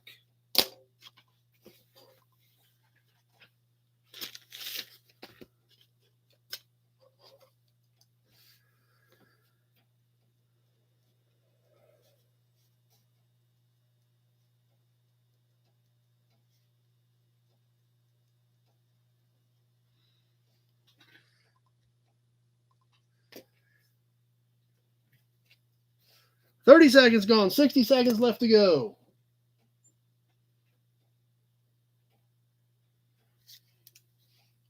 We're going to do a few license plates, a hubcap, and I've got something I just found at the Hutch Swap Meet, a super cool accessory that I think I'm just going to sell to you guys. It's neat. I've got similar ones like it. This is super cool, but I've got ones kind of like it, so I'm going to sell it to one of you guys. Coming up on the 1 minute mark. 1 minute gone, 30 seconds left to go. John may have just told everybody he was just going to buy it, throwing $20 out to start with.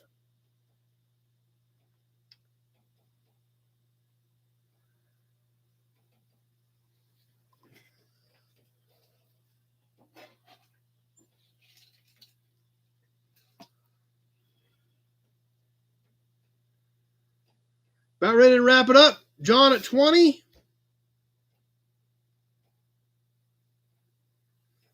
And that did it. Austin had a 25 and it was too late. Mark had a 21 and it was too late. All coming in just a couple seconds too late. Yes, you could put a weight rating sticker in between there or a farm sticker or something like that. That's a good observation, Pete. So they were shooting, but they came in too late.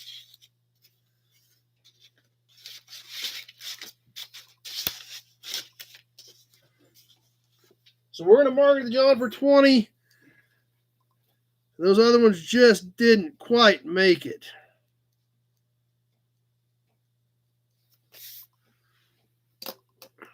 Let's do a hubcap. This is a rerun from 2 or 3 months ago that didn't get paid for. I don't have any idea who bought it, but it didn't get paid for, so it's here.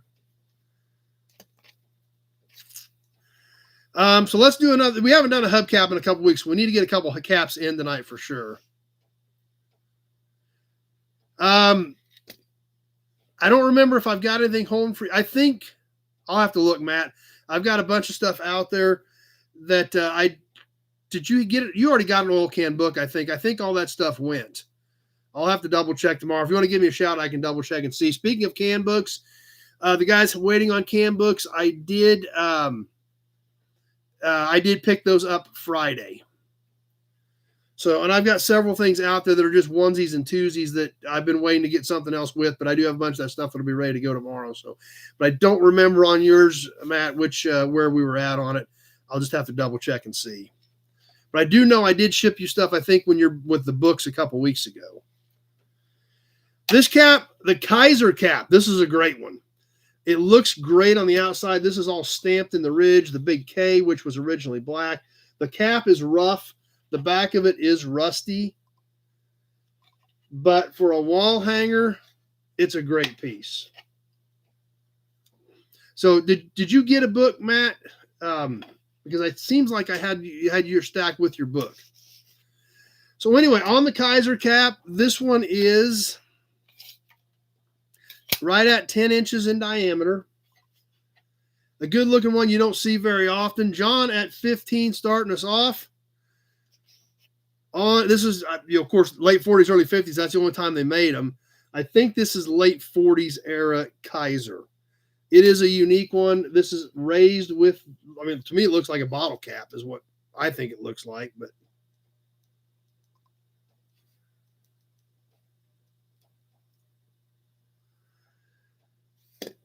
John at 15, coming up on that 30-second mark.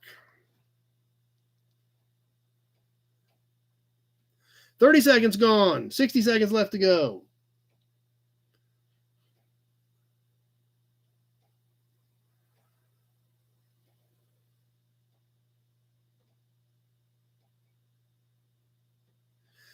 And we'll get back into a regular segment here after we do a few auctions, and then whatever we get to, if whatever we don't get to this week, I'll just push off till next week. So, okay, those are out there. I do remember those 54 plates. I just moved those. 1 minute gone, 30 seconds left to go.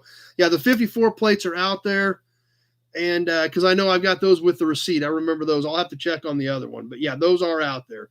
Kevin at 17. So, yeah, those are ready to go with whatever we get rounded up with it, Matt. Kevin at 17, about ready to wrap this one up. Here we go, a few seconds left. Pete, 19. Ron, 18. And that does it. Ron came back with a 20, and it was too late. Pete's 19 is what got it done.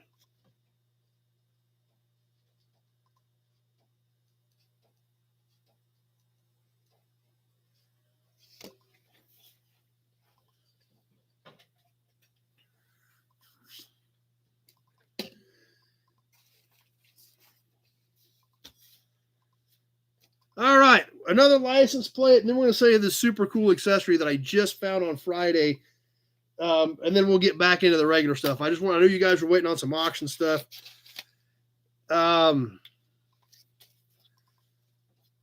This must be 1964. Did we do one of these a while back? I don't remember.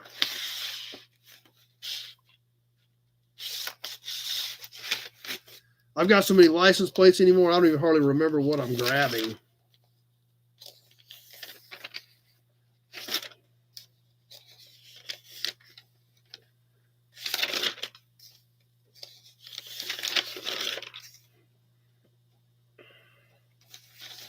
Maybe I don't know if we did one of these or not. Maybe we haven't. I don't see one.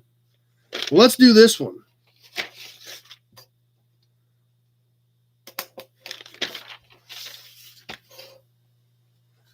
Let's see what this one says.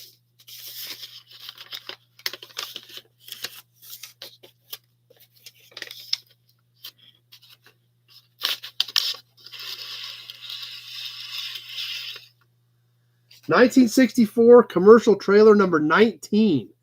We got a little bit of surface rust in this corner. Look at that blue. This thing is almost a mirror. And this hasn't been cleaned, waxed, nothing. And literally, it is almost like a mirror. And look at the back.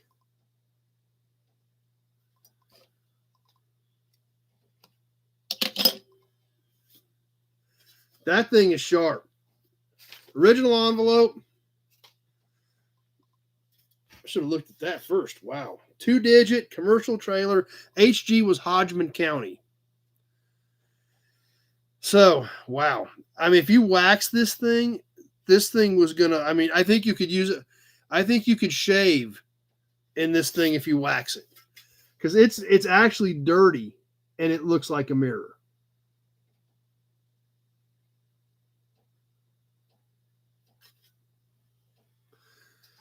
So, yeah, we've got some other states tonight. I don't know if I got any Illinois laid out tonight or not. We do have some Illinois, but I don't know if I threw any of those out tonight or not. So we'll go ahead and do this one right now.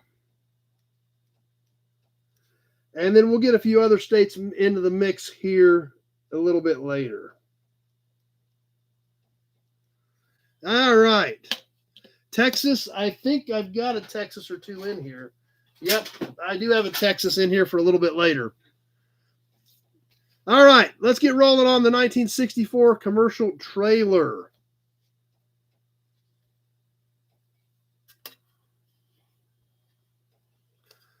Who's going to start us off on this thing, on the mirror? In fact, I'm going to grab this Texas plate and get it up here. Way camp at 15. I'm going to put the Texas tag on top of the pile since you guys want Texas. 30 seconds gone. 60 seconds left to go.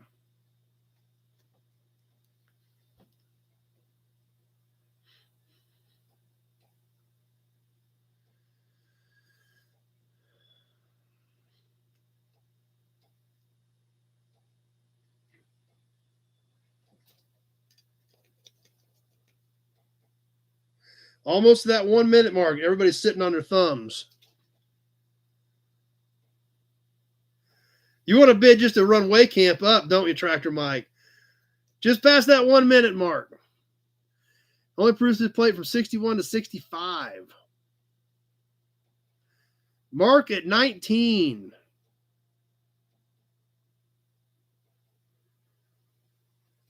I think I've got some Missouri, Matt. I don't think I've got any in here tonight. Mark at 19. We're coming down to the end. We only got a few seconds left. And that does it. Mark at 19.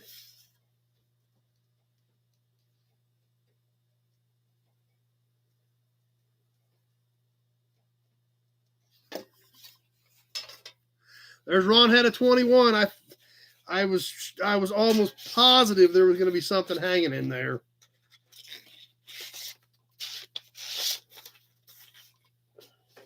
Okay, guys, I'm going to sell you this brand new accessory. I say it's brand new. It's still in the box. I think it's been out of the box. But this thing is super cool. I thought about keeping it, but I don't need it because I've got some other similar ones. And I think you guys will dig this. It's pretty neat. It's in the box. It's brand new. Well, I say it's brand new. It's all still here. It doesn't look like it's been used that much. On the Pathfinder portable general purpose sealed beam spotlight.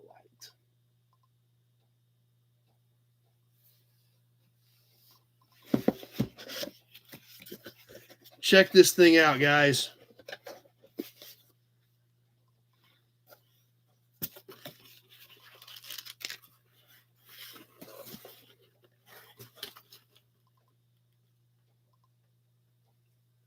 Oh, I know the box is awesome on its own. Like I said, I should keep this, but I've got other ones like it.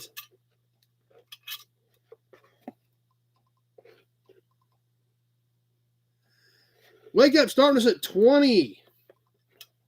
Auto lamp on the side of it. Even the box is cut out for it. So yeah, I thought it was pretty neat. I've got some other spotlights like this. So that's why, Christine, 25, that's why I thought I'd go ahead and throw this one up for you guys. Even though it's super cool and I should keep it, but it's awesome. Randy, 28. And the original instructions.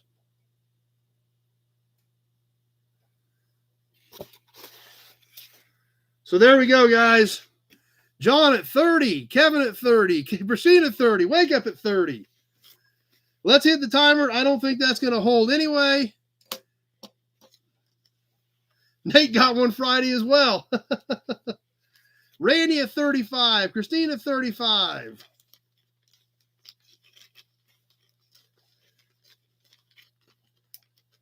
So here we go. We're live. Christine at 40.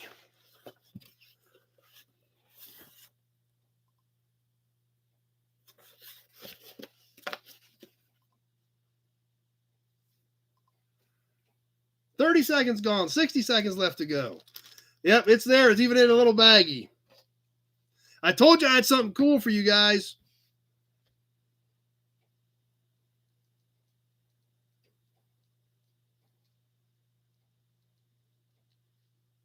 Totally VW 45. There could very well be some snipers out there on this. It's awesome. But we're coming up on the 1 minute mark, so we're going to find out here shortly. 1 minute is gone. 30 seconds left to go. Totally VW at 45. Austin sighting in right now as we speak.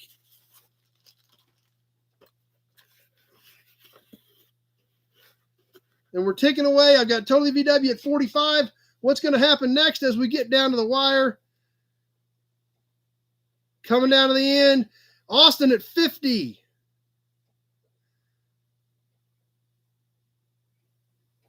And that does it. Austin at 50. Totally VW out of 51. It was a couple seconds too late.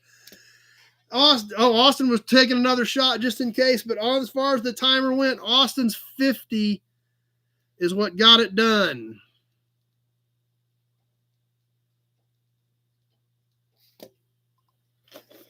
It's a great piece. Close that baby bag up, and we'll add that to Austin's stuff. Okay, that was fun. Let's catch some of our normal stuff yet tonight, guys. The raffle, some things like that. We'll do a few more auctions here in a bit. I don't know how many we'll get to tonight, but we'll do a few more for sure. I got that Texas plate out for you guys. I got a couple of early Kansas plates, too, that we had. In fact, I've got a Kansas plate that I don't think we've ever sold before. We'll see if we want to get to that here in a little bit. Whoa, hold up. Supercharged super chat from Kevin L. Boom. Actually, the first one of the night. Supercharged super chat from Kevin L. Thanks, Kevin L. for the super chat. Boom.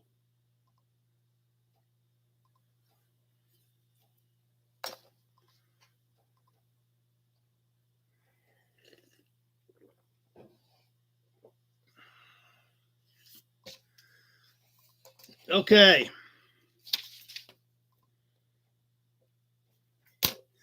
All right, real quick, a few things we want to talk about. See Nate on. Nate actually was out today, and Nate picked out a couple of cars, one for him, one for his son. So we're going to bring you some content on that soon. Great to see Nate today. I actually saw Nate at the swap meet in Hutch Friday, and he come up today, so it was good to hang out with Nate and his son for a bit today. Hutch swap meet was Friday. It was wet, to say the least. Well, it wasn't wet Friday. It looked like at any second it was going to bust loose. If you guys caught the short on that. But fortunately, it stayed dry. I did okay. We'll have a video coming up on it. I did get some other stuff besides the spotlight. So that, we'll be sharing that with you as well. It's a smaller swap meet, but it's only 50 miles. So, like I said in the video, you're not going to not go check that out when it's only 50 miles away, right? So it was good. Glad we got there. Got to talk to some of you guys there, which was awesome. And always enjoy going to that. Something else that I think we're getting ready to get nailed down. I've been telling you guys for a year we're going to do this. Addie and I have been discussing it, and I think we have figured out what we're going to do on the next t-shirt. So I'm going to get with my shirt guy and get rolling on the new batch of shirts. So we've been talking about that for quite a while. It's time to do something different. I think we came up with an idea that we're both happy with, so I'm going to send it to my shirt guy and see what we come up with. So excited about that as well. Did see some comments there was on the share of the Pioneer Village surplus vehicle auction. Wanted to touch base with you guys on that as well. We will be watching that for a couple of different reasons. I'd like to buy something just to go up and get it and do some videos for you guys.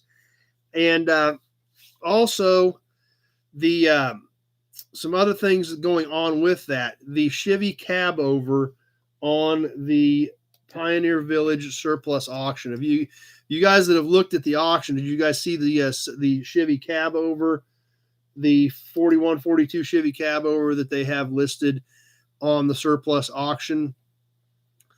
If you guys saw that and looked at all the pictures, there was some interesting tidbits about that truck in the listing. If you guys didn't see it, I think Austin shared it on the Nobody's page. I think he put it on there.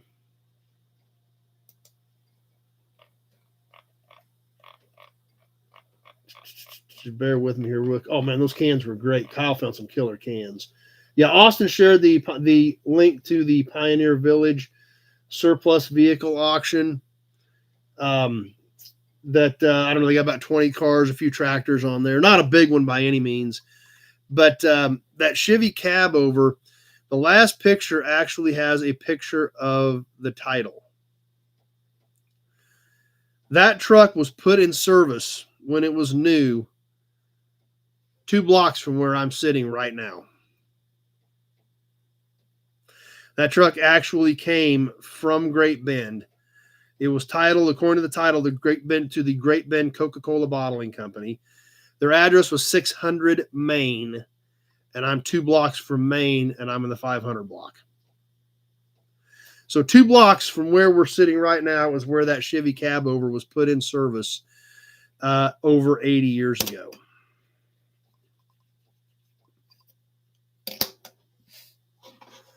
So there have been discussions already. In fact, the director of the local museum here just tried to call me a little bit ago. So we are considering or see if we can do some quick fundraising to possibly try to bring that truck back home.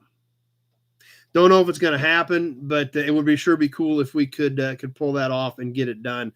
Obviously, I'll have to get a hold of him in the morning and see what him and his group thought after they discussed things for the weekend. But see if we can possibly try to get that done. But don't know if it's going to happen or not. Depends on what kind of fundraising we can do in the next 10 days to try to bring that truck back to Great Bend. So we'll see what happens. We'll definitely keep you updated with that as well. Obviously, we've already touched on the Nobody's page several times tonight, so I hope you guys that were trying to get in were able to get in onto that page and answer the question so Andy or Zach could get you approved into that group.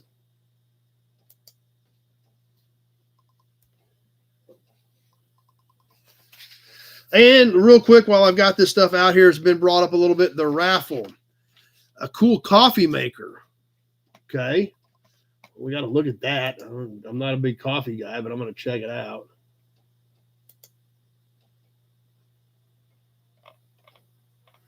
Okay. I can see that now. That makes sense. That actually is kind of cool. For a coffee maker, I didn't think it was going to be that kind of cool, but it is pretty cool. Anyway, the raffle this month for the 1953 Buick steering wheel. There's been a lot of discussion about it. You guys are really excited about it. We've had a lot of good entries this month.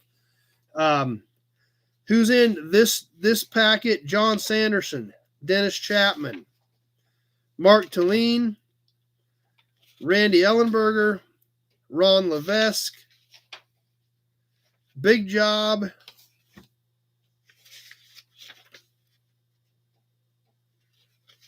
was that this one? Or no, that was the wrong packet. I was like, that was the first packet. Wrong packet. This is the packet from this week. Excuse me, that was my bad. Pete Winters, Mark Kirk, Big Job again, Briggs, Wake Up America, Ron Levesque, and Austin McCoy. So, if you think you're in and I didn't read your name out of any of those packets, then let me know before next week. We are going to give that away next Sunday night. We will be boxing that up a week from tomorrow and shipping it to its new home. A couple of you guys are getting pretty serious about this project on raffle entries, by the way. So we'll see how things shake up. It's going to be interesting. But along those lines, since we're giving that away next week, what are your ideas for next month? Toys, license plates, what valve covers, what do you guys want to do? What other ideas do you have? Steering wheel is a big one we've been trying to squeeze in. So we've got that done, obviously. So thoughts, ideas, what do you guys want to see for next month's raffle?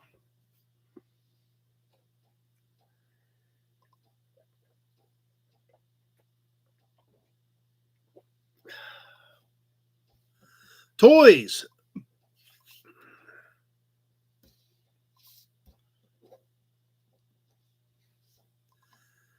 Another bullet nose. I've got that. I just got another car in. I just got another 50 in, but I haven't started doing anything with it yet. So it wouldn't be possibly down the line, but it wouldn't be for next month.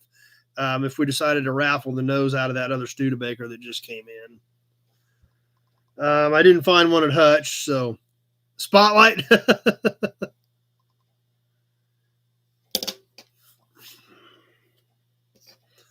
So anyway, keep those some accessories. If we could find some stuff that was, I like the idea, Randy, but it would need to be something that would be universal. Obviously, a Chevy accessory isn't going to do you any good on a Volkswagen. But that is something to possibly think about if we could find like some general type accessories. I'll note it down to kind of keep my eyes peeled. To see if I have anything laying around that may fit that window, but that is a good idea. Yard credit. Nate would be all over that one after picking out a couple cars today, I'm sure. So anyway, guys, if you think of something, throw it out there. I'm jotting a little bit of this down. Try to come up with a good idea for next month. Anything Rambler, okay. Visor, there again, the visor depends on, Randy's got enough VW accessories. It's so specific as to what somebody may or may not need one for. I got a pile of them out there. I'm tripping over them going out of the door, but it's got to be something that is going to be more universal for people to use. So yeah, I figured Nate would be all over the yard credit. So anyway, you'll keep that in mind. If you've got ideas throughout tonight, throw it up there and see what, and I'll keep noting your ideas down and then keep my eyes open this week to see what we can come up with for vintage tools. Yeah, that might be a possibility. The yard credit thing's working out pretty good for a lot of people. So I don't know. We may be able to do that sometime. Maybe we'll slide it in on one of them or something. I don't know. We'll see how it shakes out. I'm going to write it down. See what everybody thinks. which I guess, and that's come to think of it, promos. I don't know what I've got for extras for promos, Pete, but I could look at that. But the yard credit, a cool grill. My promo collection, no, that probably isn't going to happen. Yeah, if we could find a smaller grill, that would be a good idea. But the yard credit comments, Heather is probably staying right there.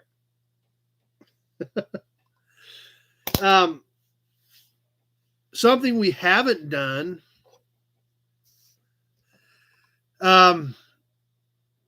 was a golden ticket. We did golden tickets about a year ago for auction purchases. Yeah, and we've talked about that. The problem with signs is, they're so expensive to buy.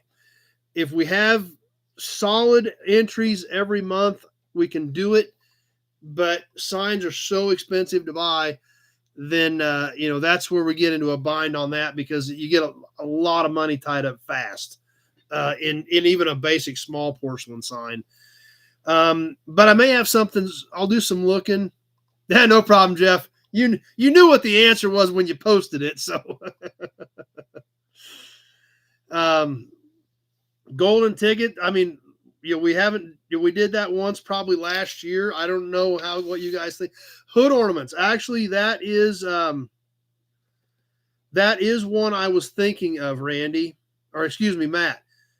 Hood ornaments was definitely one that I was thinking of, because I've got a couple laying around.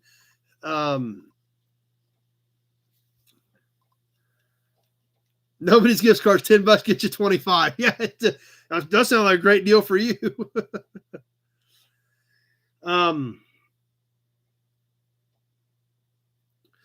plates, they vary. Sometimes they do, sometimes they don't. But I tell you what we could do. I've got a couple of hood ornaments I'm thinking of, and maybe I think I can come up with 2. Let me do some looking. Maybe I can come up with like 3 hood ornaments, and we'll give away 3 hood ornaments next month. Because there's lots of several people that oil cans. That's another good idea. So let me do a little bit of looking and see what we can find. But the hood ornament thing obviously got a lot of votes really quick. And that's something that I've been thinking about, because I had a couple of possibilities on that as well. So let me kick that one around a bit. And so, yeah, and the thing about pump plates, Pete, is, and that's what worries me about doing porcelain. Yes, they're popular. Sometimes they do really good. Sometimes they just kind of do okay.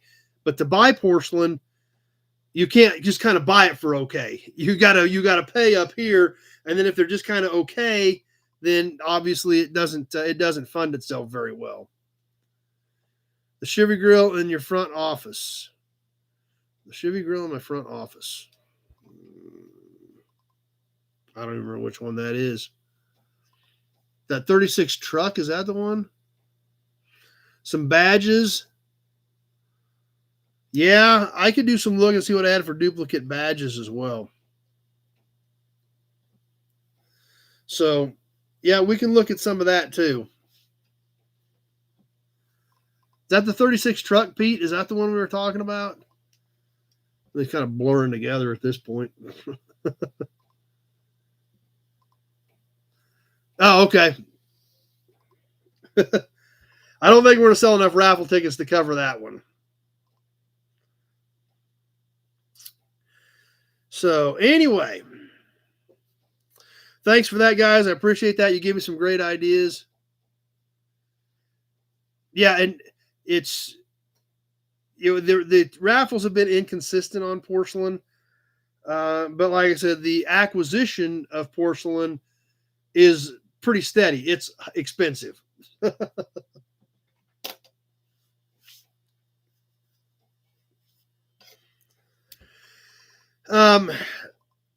Something else I wanted to touch base on. So you guys, thanks for the ideas. We'll get something rounded up for tomorrow. And probably, actually, you gave me enough ideas. I'll probably come up with stuff for the next couple months, which will be great. Pete threw a post up on the No Buddies page about the gathering of the No Buddies. And obviously, like we talked about last week, we are in very, the very early stages of that, other than the fact that everybody is in agreement they want to come back and do it for the third time. Jess's cowboy hat, I haven't seen that since she took it.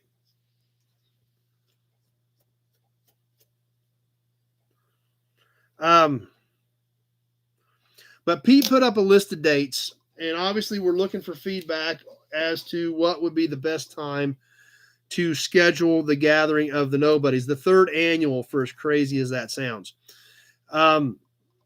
He put up a list of dates. Let me bring that up real quick. Lawrence Swap Meet, May 2nd. Pretty good chance I'm going to go to that. And Enrico was also at that one as well. Sometimes I see some of you other guys there. So that's probably the only weekend I can't do. But one thing I did want to mention to you guys, and this is completely up to you, I wouldn't have a problem doing Memorial Weekend. So that's just throwing that out there.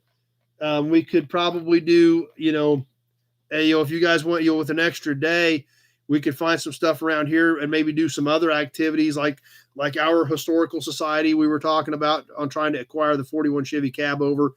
That place is 6 blocks from my shop. They've got some vehicles, a little bit of signage. They've got some cool stuff out there, some air-based stuff. So they've got a cool display there. There's another one in Larned. We could see what other activities are going on. I doubt there would be any auctions on Memorial Weekend, but you never know. So we could do an activity day as well as a day at the yard. Obviously, it's as always, it's always been a come and go deal. If you wanted to come for the whole weekend, that's great. You're looking at, 3 nights if you came on Friday and didn't leave until Monday. So that's something that you would have to consider. But we're just throwing ideas out there right now so that we can try to have something locked in here in a month or so people can start making their plans if they want to come back out for the third annual gathering of the Nobodies. So anyway, that's what that post is up there for. Please, if you can, respond, give us your feedback. As far as, absolutely not, or possibly, or best for me type thing. We've gotten a few comments on there for it. So awesome, Tri Savage. So yeah, so check that out. Throw your feedback up on there. And I'd sure like to get something nailed down on that, here in the next month or so we can start planning. But Memorial Day, I wouldn't be opposed to if you guys wanted to do something a little bit longer. And if you wanted to, if you didn't want to come the whole time, you can always show up just when we're at the yard, whatever day, whether that's Saturday, whether it's Sunday, depending on other activities we schedule. But we can sure do it. That's, so it's totally up to you guys what you want to do. Okay. Yeah, I want to get something nailed down by the end of the year for sure, Bill, so that we can try to schedule it, because it just isn't. With the first year we kind of threw it together because everywhere was too much maybes involved. So now that we know we've got a lot of guys that want to come back for a third one, so we will. So I do want to get something nailed down here, by December. And that's true. That's another good idea, Pete. If we did decide to do Memorial Weekend and you guys wanted to stay over till Monday, we could do Sunday Night Live together from the shop. We would probably try to set something up over in the other shop where we would have some room based on how many people, decided to stay over. We could do a group live Sunday night, and all you guys that can't make it could be with us all together, hanging out on Sunday evening for the live Gearhead chat while some of you are here. So just a possibility, just throwing it out there because I'm not opposed to that, and we could figure out some other activities to do with it. So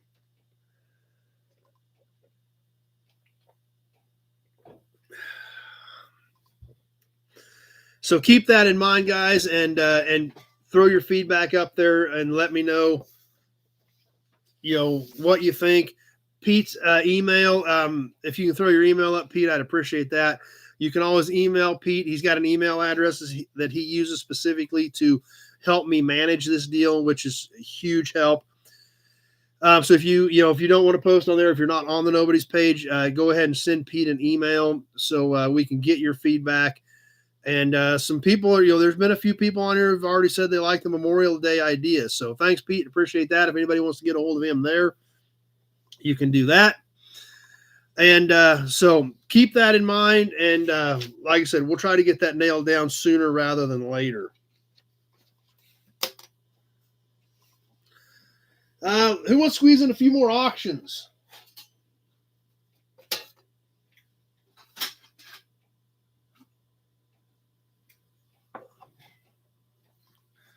Got a Texas plate, got a funky little grease cap.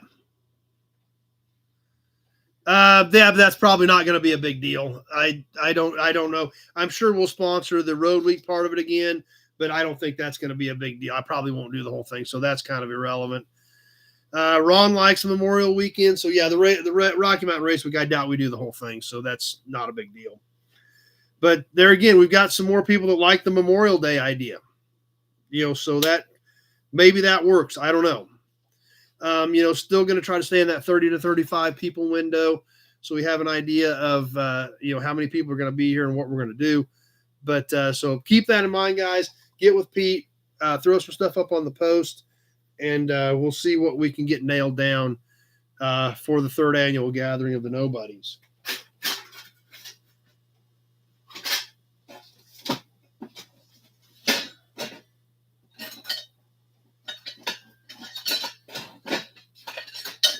Oh.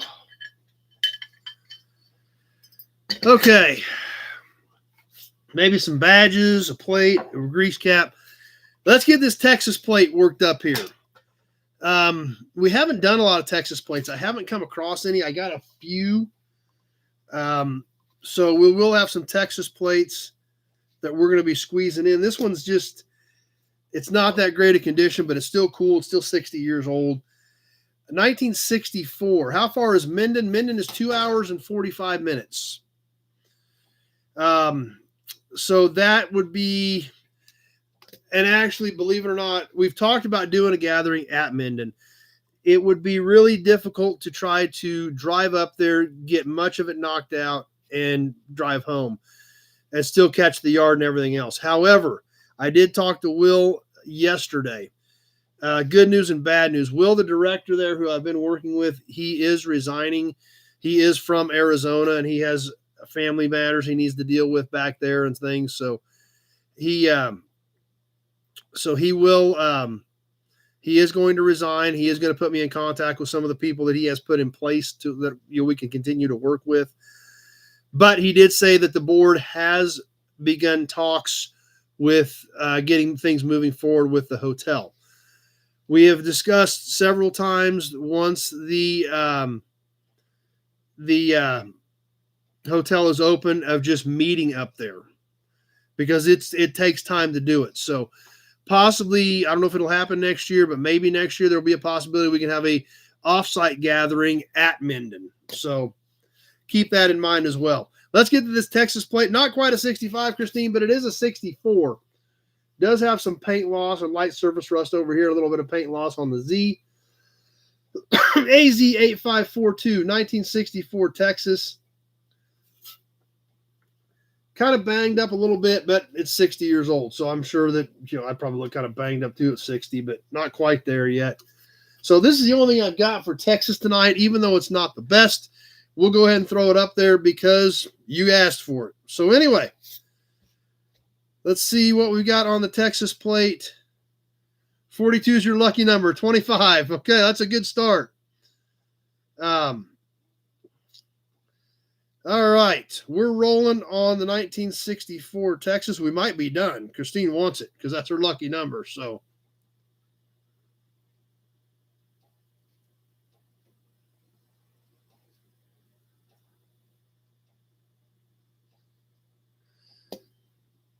all right, moving along, almost that 30-second mark on the 1964 Texas plate. 30 seconds gone. Christine may have just knocked everybody out. So that may have pretty much done it, because it had the right number on it. You're right, actually. It is a Texas-Arizona plate with the AZ on it. It's conflicted. It doesn't know what it is.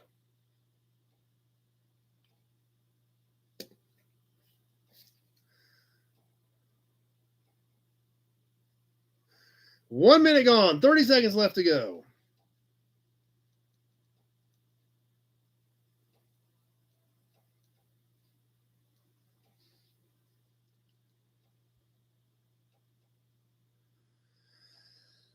And we'll go ahead and let the timer run out, but I think this is probably Christine's.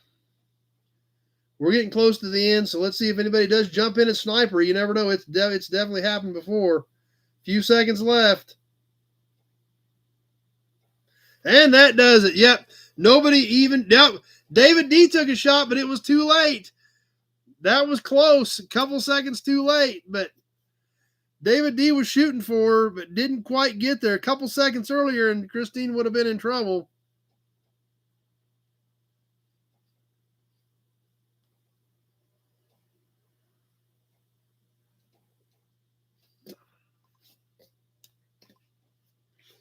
All right, we got a weird little grease cap. We've done a lot of grease caps on here. This is a weird little grease cap. I hope somebody likes it, but it's kind of a funky dude. So anyway, let's see what you guys think of this. It's a grease cap for a Fiat. So definitely a little bit different. It's early. It's tiny. Somebody repainted the Fiat in kind of an orangish yellow. I don't know if it's brass or not. It is fairly heavy. See the back of it? It's got the threads on it to spin it on. The threaded area is about 2 3/8. The hex area is about 2 1/4. So it's about 2 1/4 across here. Overall, just about 2 3/4 overall. So is there any interest in a Fiat grease cap? I know we like grease caps, but this is definitely a little different. So I thought I'd throw it up there, see what you guys think. If not, we'll throw it back in the box. And I'll take it to a swap meet or something. So what do you guys think? Mark, 5, Tim, 10. Okay, so we got some interest in it. I don't really know. Probably 30s, maybe. I'm going to guess probably 30s. It's early because it's of that configuration, but I don't really know for sure. Lots of 5s and 10s. 5, 10, 5, 10.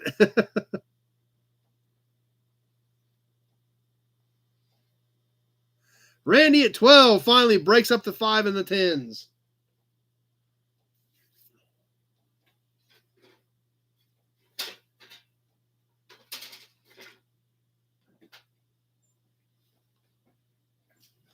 Just past the 30-second mark.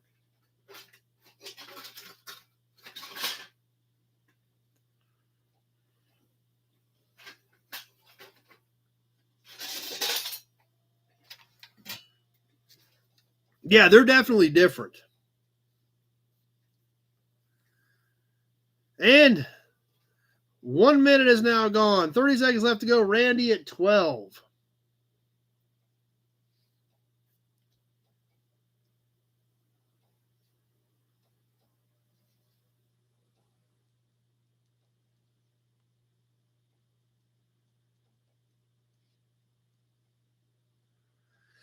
Ticking away, coming out of the end. Ron at 18.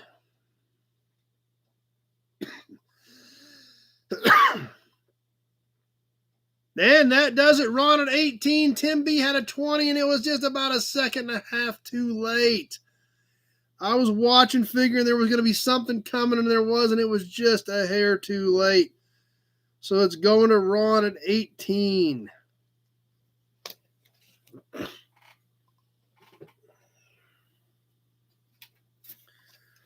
Let's catch another plate, and we'll slide a few badges in here, some emblems, and then we'll see where we're at for the evening. This is kind of a funky plate. It's an odd size. It's old. It's 80 years old. We're going up north to Nebraska to 1945. Glad you were here, Clark. Glad you had fun. 1945 Nebraska. This is kind of a different duck. This actually seam is in. It's pushed out on the back, which is kind of opposite of a lot of these plates. It's kind of an odd size. The paint isn't terrible. It's black and white.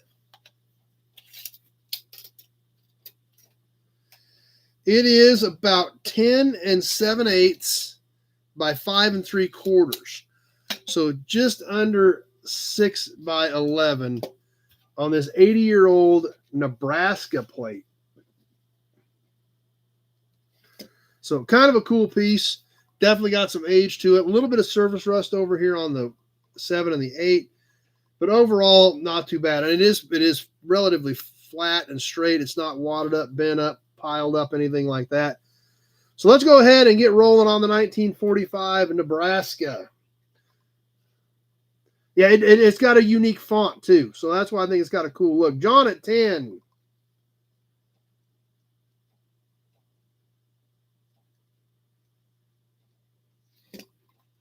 Christine, 15. John, 16.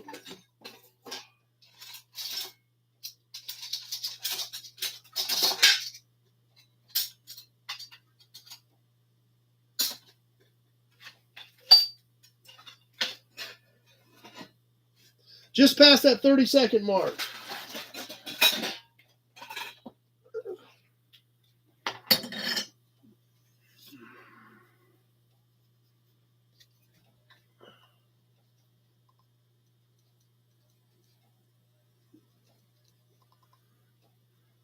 Christine, 17.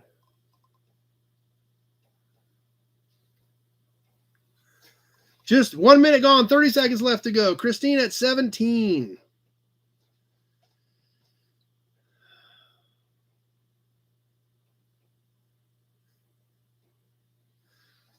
We're ticking away, coming down to the end. I don't know if 17 is going to hold on this or not. This thing's pretty cool.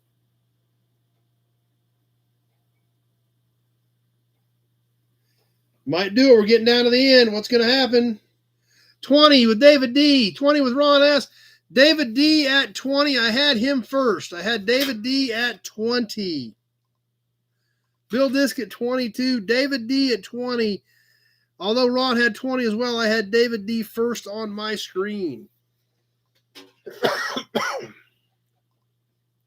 Wow, a whole bunch of bids on that. That doesn't surprise me. I figured there was, barely David D, because, man, there was a ton of shots after that were all just a hair too late. But at the 130 mark, you were who we had.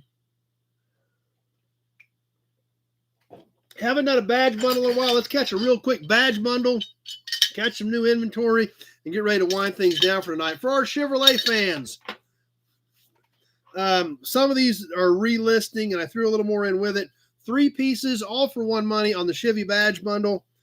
The C10, mid-60s. This one is pretty pitted up. Studs are broke. This is one I found a while back at my buddy's yard. The piece isn't busted up, but the studs are broken off and it's pitted. But there again, I couldn't see it just going to scrap, so I grabbed it. Along with that one, let me give you a size on this one.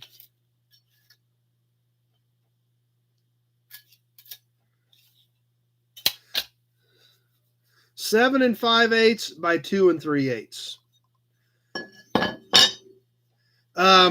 PayPal, friends and family, check, money order, Western Union. After we get done, David D, if you go back in and click on the video, look at the information section where the text part, and that information is in there, as well as my numbers there. If you're not sure how to do it, David D, just give me a shout. We did do story time last week. Obviously not going to get to it this week, but yeah, Jeff, we are still trying to do story time as time permits. So, yep. So we'll squeeze one in next week since we didn't get one this week. The 46 Chevy truck grill ornament.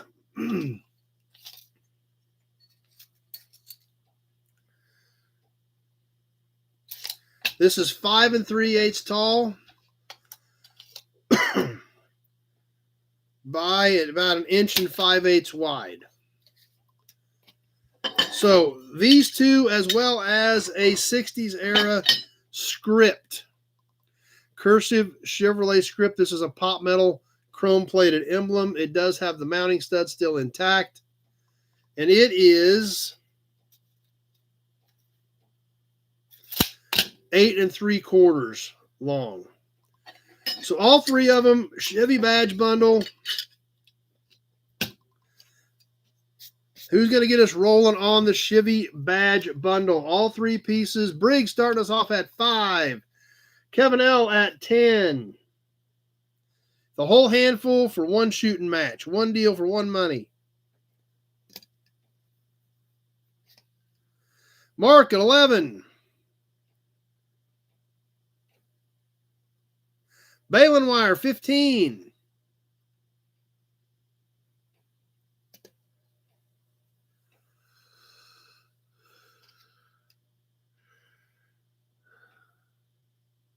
$30 seconds gone. 60 seconds left to go.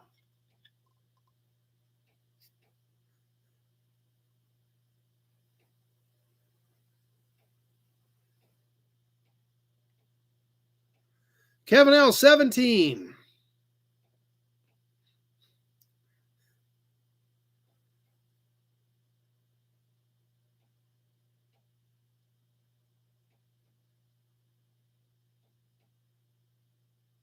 One minute gone. 30 seconds left to go.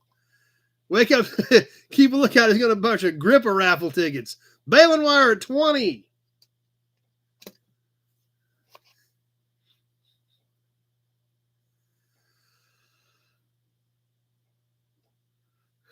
Coming out of the end, about ready to wind things up. Balin wire at 20. Ron Levesque, 23. Austin at 22, and that does it. Ron at 23. Austin had a 25, but it was too late. Ron at 23.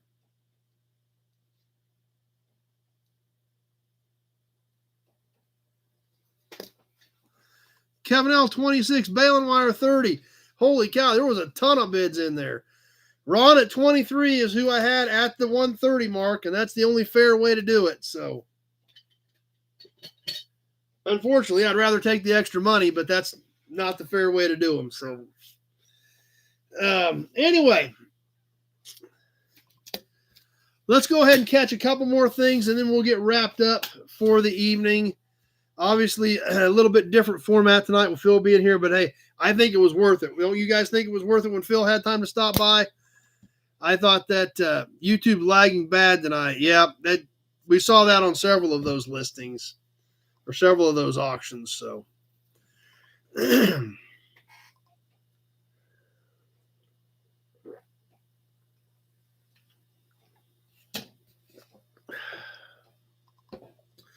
anyway, guys, glad you guys enjoyed it. It like I said, it definitely was different.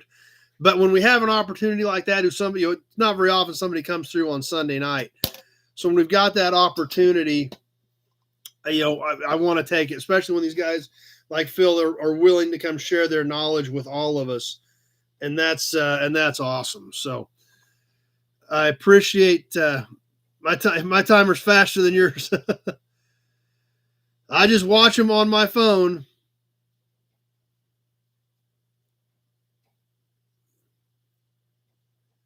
I just watch that right there. But with the delay on the system, because we've actually seen delays of up to 30 seconds or close to 30 seconds. So, that's not uncommon with when we see the delays in from when you guys put something into when I see it.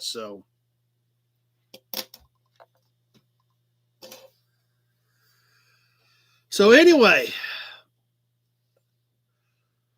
oh man, we haven't talked about new inventory. Let's catch new inventory real quick.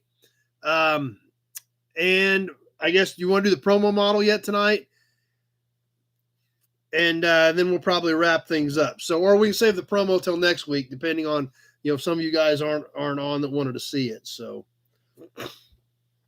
but did actually have some cool stuff hit the ground this week. Went and picked up on Monday, pulled it out of an old garage in an old farmstead. a 1979 Buick Riviera. Now, obviously, 79 was a big year for Riviera. The first front-wheel drive Riviera. Obviously, Eldorado and Tornado had been front-wheel drive since 66. But Riviera, of course, that was when the first Tornado came out. Eldorado had been around for a few years prior to that, as a rear-wheel drive car, as the upper-scale car. But the Riviera had always remained true to its rear-wheel drive roots from all the way up and through 78. In 79, they reconfigured them. They shared the platform with Tornado and Eldorado, went front-wheel drive. This car is showing 43,000 miles, and I ain't 100% sure that that's not right. The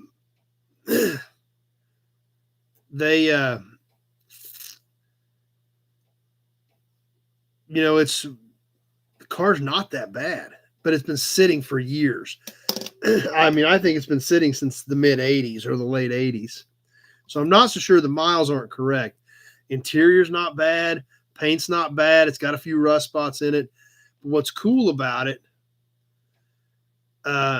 is in 79, there was a new option for Riviera.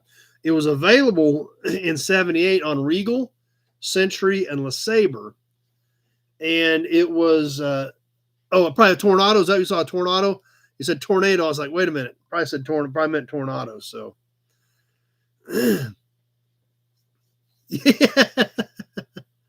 yeah, I could see that, Kevin. But in 79, this option was made available on the Riviera. The turbocharged V6. Yes, it is a 79 Riviera with a factory turbo V6 in it. So that's kind of a different and interesting one. 2 cut-off farm trucks, where they cut them behind the cab. So I got the front part. 48 Ford F5, as well as a Rio Speedwagon. I haven't had a Rio in a long time. I've had a couple of them over the years. But the couple that I had one guy come by both of them, and have not had any Rio Speedwagons in a long, long time. But this one's kind of rough, but got another Rio Speedwagon in this week. Can't wait to share that with you guys.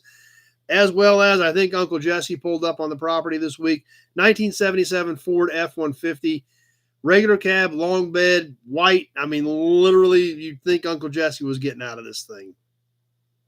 So we'll be getting you some content on those as well. In fact, we've got a lot. I think I've had 4 73 to 79 Fords come in over the last 6 weeks that we need to share with you. So I had some newer stuff come in as well. 88 Dakota, which there again, I think that's probably going to be worth holding on to at some point. That was kind of a unique pickup in its era, and some other stuff, but kind of some cool new inventory this week. So I don't have any Diamond T badges that I want to sell, Mark. We've sold 1 or 2 Diamond T badges on here over the years, but they're so hard to find that what I've got left is what I'm keeping. So anyway, guys, do you want to do the promo, or do you want to wait till next week and go ahead and wind things up? I didn't see any comments on that. But we can hold the badge, the can, the cap, the promo, all for next week. And be ready to go on a normal episode next week. Well, normal out of the fact that we're giving away that steering wheel. And you guys there's some people swinging for the fences already on the steering wheel. So I've gotten some pretty significant entries from some guys on the steering wheel already. So we'll see what happens. It's going to be interesting for sure. So anyway,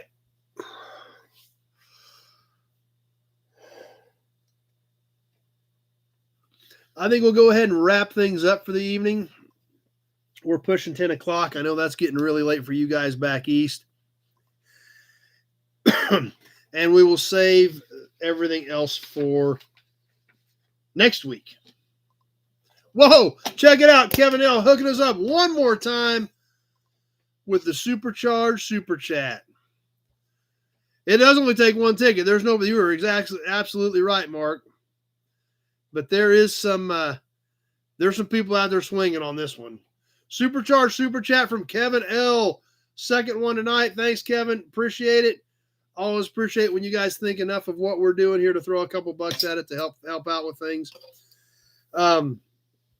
As always, I appreciate you guys being here. Tuesday night, I think I'll be around.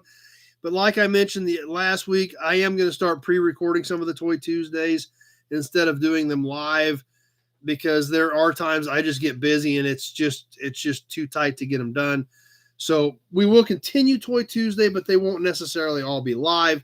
So bear that in mind. If you jump on, it may be a video, just a regular video on some, but we do want to, we've got a lot of you guys like that memorabilia stuff.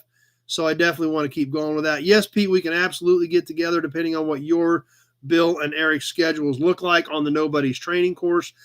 And if you guys want to get into that, jump your membership up to Nobody Premier and get into that group. And if Pete, Bill, or Eric is on tonight, and if you have any ideas, let me know. Shoot it into the group chat, and any specific ideas about what you want to get into on the training session this week.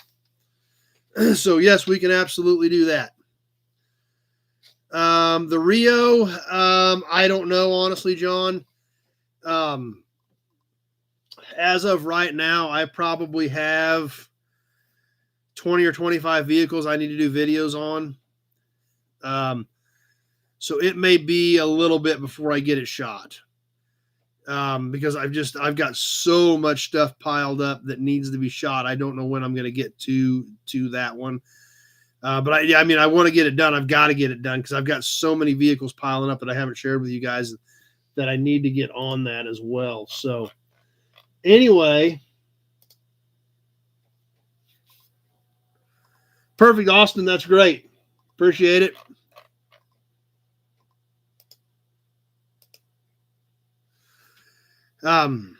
With that, we'll go ahead and get ready to wrap things up. And whoa, hold up. We can't wrap up yet because David D just hit us with another supercharged super chat. Boom. David D wrapping up the night with a supercharged super chat. Thanks to David D. Boom. Supercharged super chat from David D. All right. Appreciate that, David. Thank you. Glad you enjoyed it. Hey, Sean White jumped into the members group.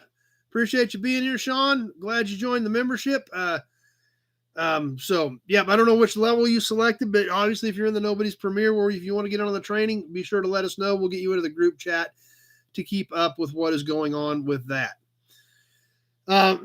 With that, I think I'm going to go ahead and wrap things up tonight. We'll get some stuff put together for Tuesday. What's coming up this week on videos? Next week's public videos, 1948 Cadillac. Super cool car. Love this thing. Flat head. It's awesome. You're not going to want to miss that. As well as Friday night will be some more auction action. Where we actually got a few of the pieces we just sold tonight. There's a lot of cool stuff coming up from there. And so live auction action will be live auction action, but the auction, I shot it live from Car Auction Real Estate a couple weeks ago. That one will be coming up as well. And as always, we'll have some new members only videos that will be coming up this week also. So anyway, as always, I appreciate you guys being here, making this what it is. We had a great time tonight, but we had a great time because of you guys, you being here, your involvement. That's what makes this what it is. That's what makes it special. So I thank you guys for that participation and making this happen. Obviously, a huge shout out and huge thanks to our good friend Phil Skinner. Literally, I'll put this right out there, and I don't care who hears it. As far as I'm concerned, the world-renowned expert on Edsels.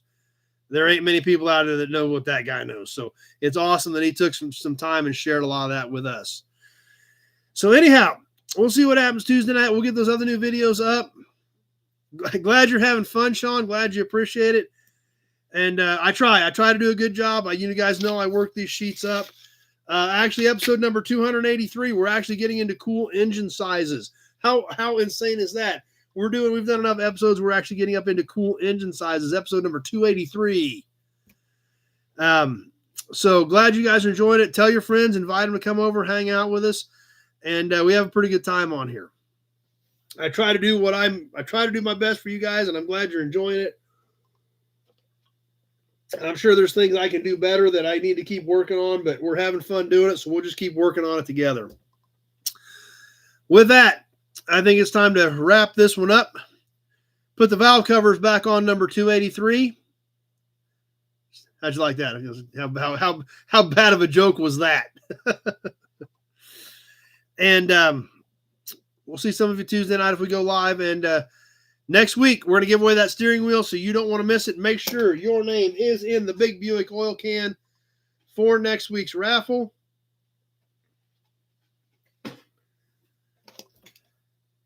And have a great week, everybody. We will see you same bat time, same bat station next week for some more Sunday night Gearhead interactive live chat. Thanks for being here. Thanks for participating tonight, everybody. And thanks for the support. We will see you next week.